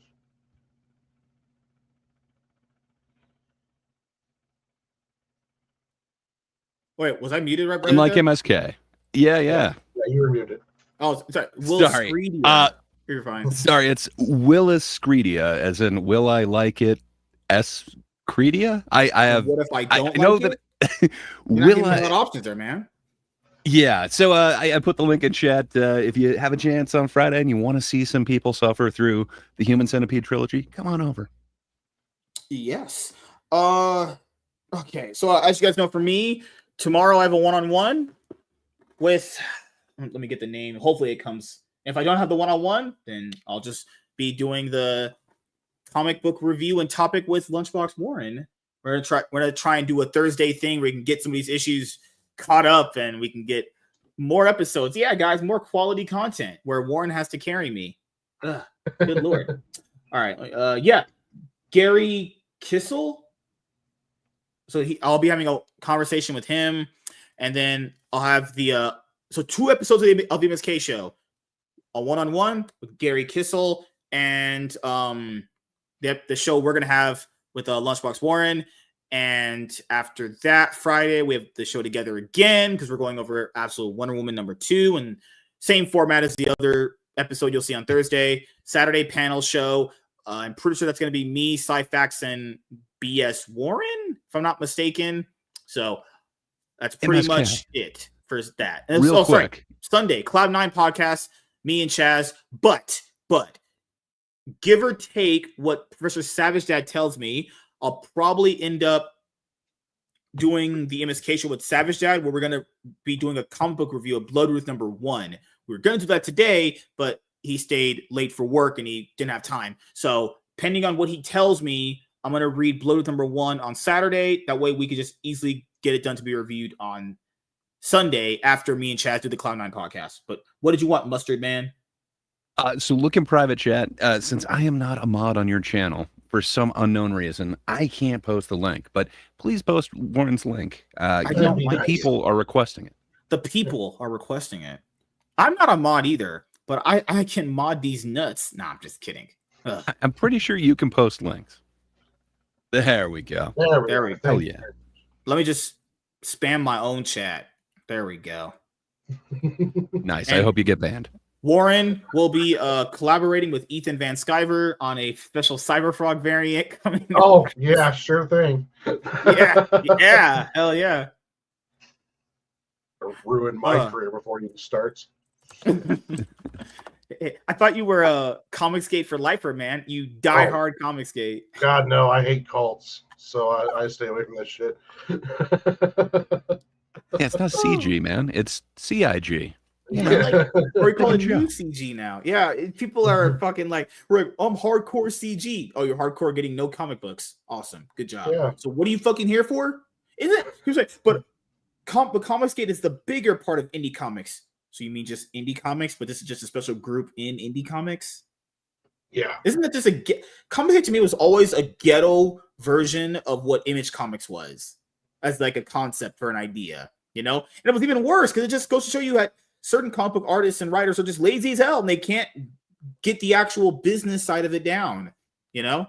So make the best magician blue? What the heck? I'm a magician. I am. That's true. I might stream League again. Disappear. I don't know if I'll stream League again. We already did stream League. I might play Yu-Gi-Oh! Master Duel. I don't know yet. I might play Pokemon. I don't know yet. So I might do another game stream tonight, but if not, I'll just get some videos done and I'll just get get certain things ready for you guys. Or just I'm joking. So I'll probably just chill out the rest of the night, get some videos done to be uploaded to not only this channel but the main one. And yeah, that's kind of just what I'm gonna be doing, chilling out and relaxing, you know. So if you guys want me to stream again, I can, but I know you guys love me. No, we're good. Oh, damn. Yeah, take the night off. Take the night off. That's funny. That's funny. Goodness gracious. Take the night off. What the fuck is this? Break? Fuck that. No, all jokes aside, I may or may not stream again.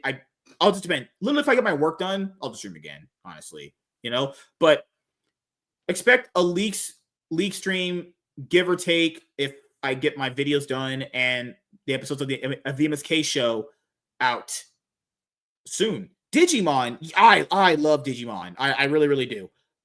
There's just no Digimon trading card games to play. I mean, let me see. Did Digimon have an online Digimon Digital Monsters?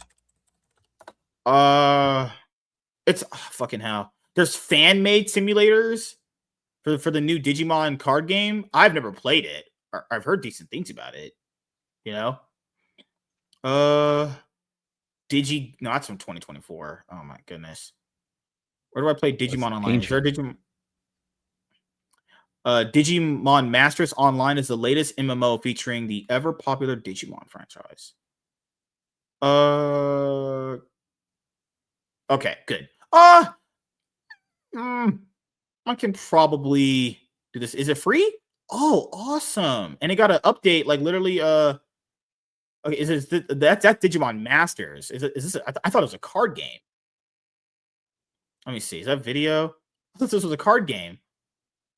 Oh my good lord. Single player, online PvP. I'm looking at the TCG. But no. You mean stink meaner? What the hell are you talking about? Good night, Emily. Yeah, good night, Emily. I keep trying to place his fate. What the heck? What the hell? You want me to button up your shirt? Sure. Fine. I can do that. You know. So he loves Digimon so much he doesn't even know what the fuck he's talking about. No, lies. I actually like Digimon a lot. I only ever watched the first 4 seasons. Anything else after that, I haven't watched, obviously. Let's see. Digimon TCG Pack Simulator packs open. I'll try to figure out if I can get to that unofficial simulator, but if not, then I'll just think about something else. Maybe I go play a board game like Monopoly or something. But yeah, thank you guys for checking out this episode of the MSK Show, and we'll see you guys later. Have a good night, everybody.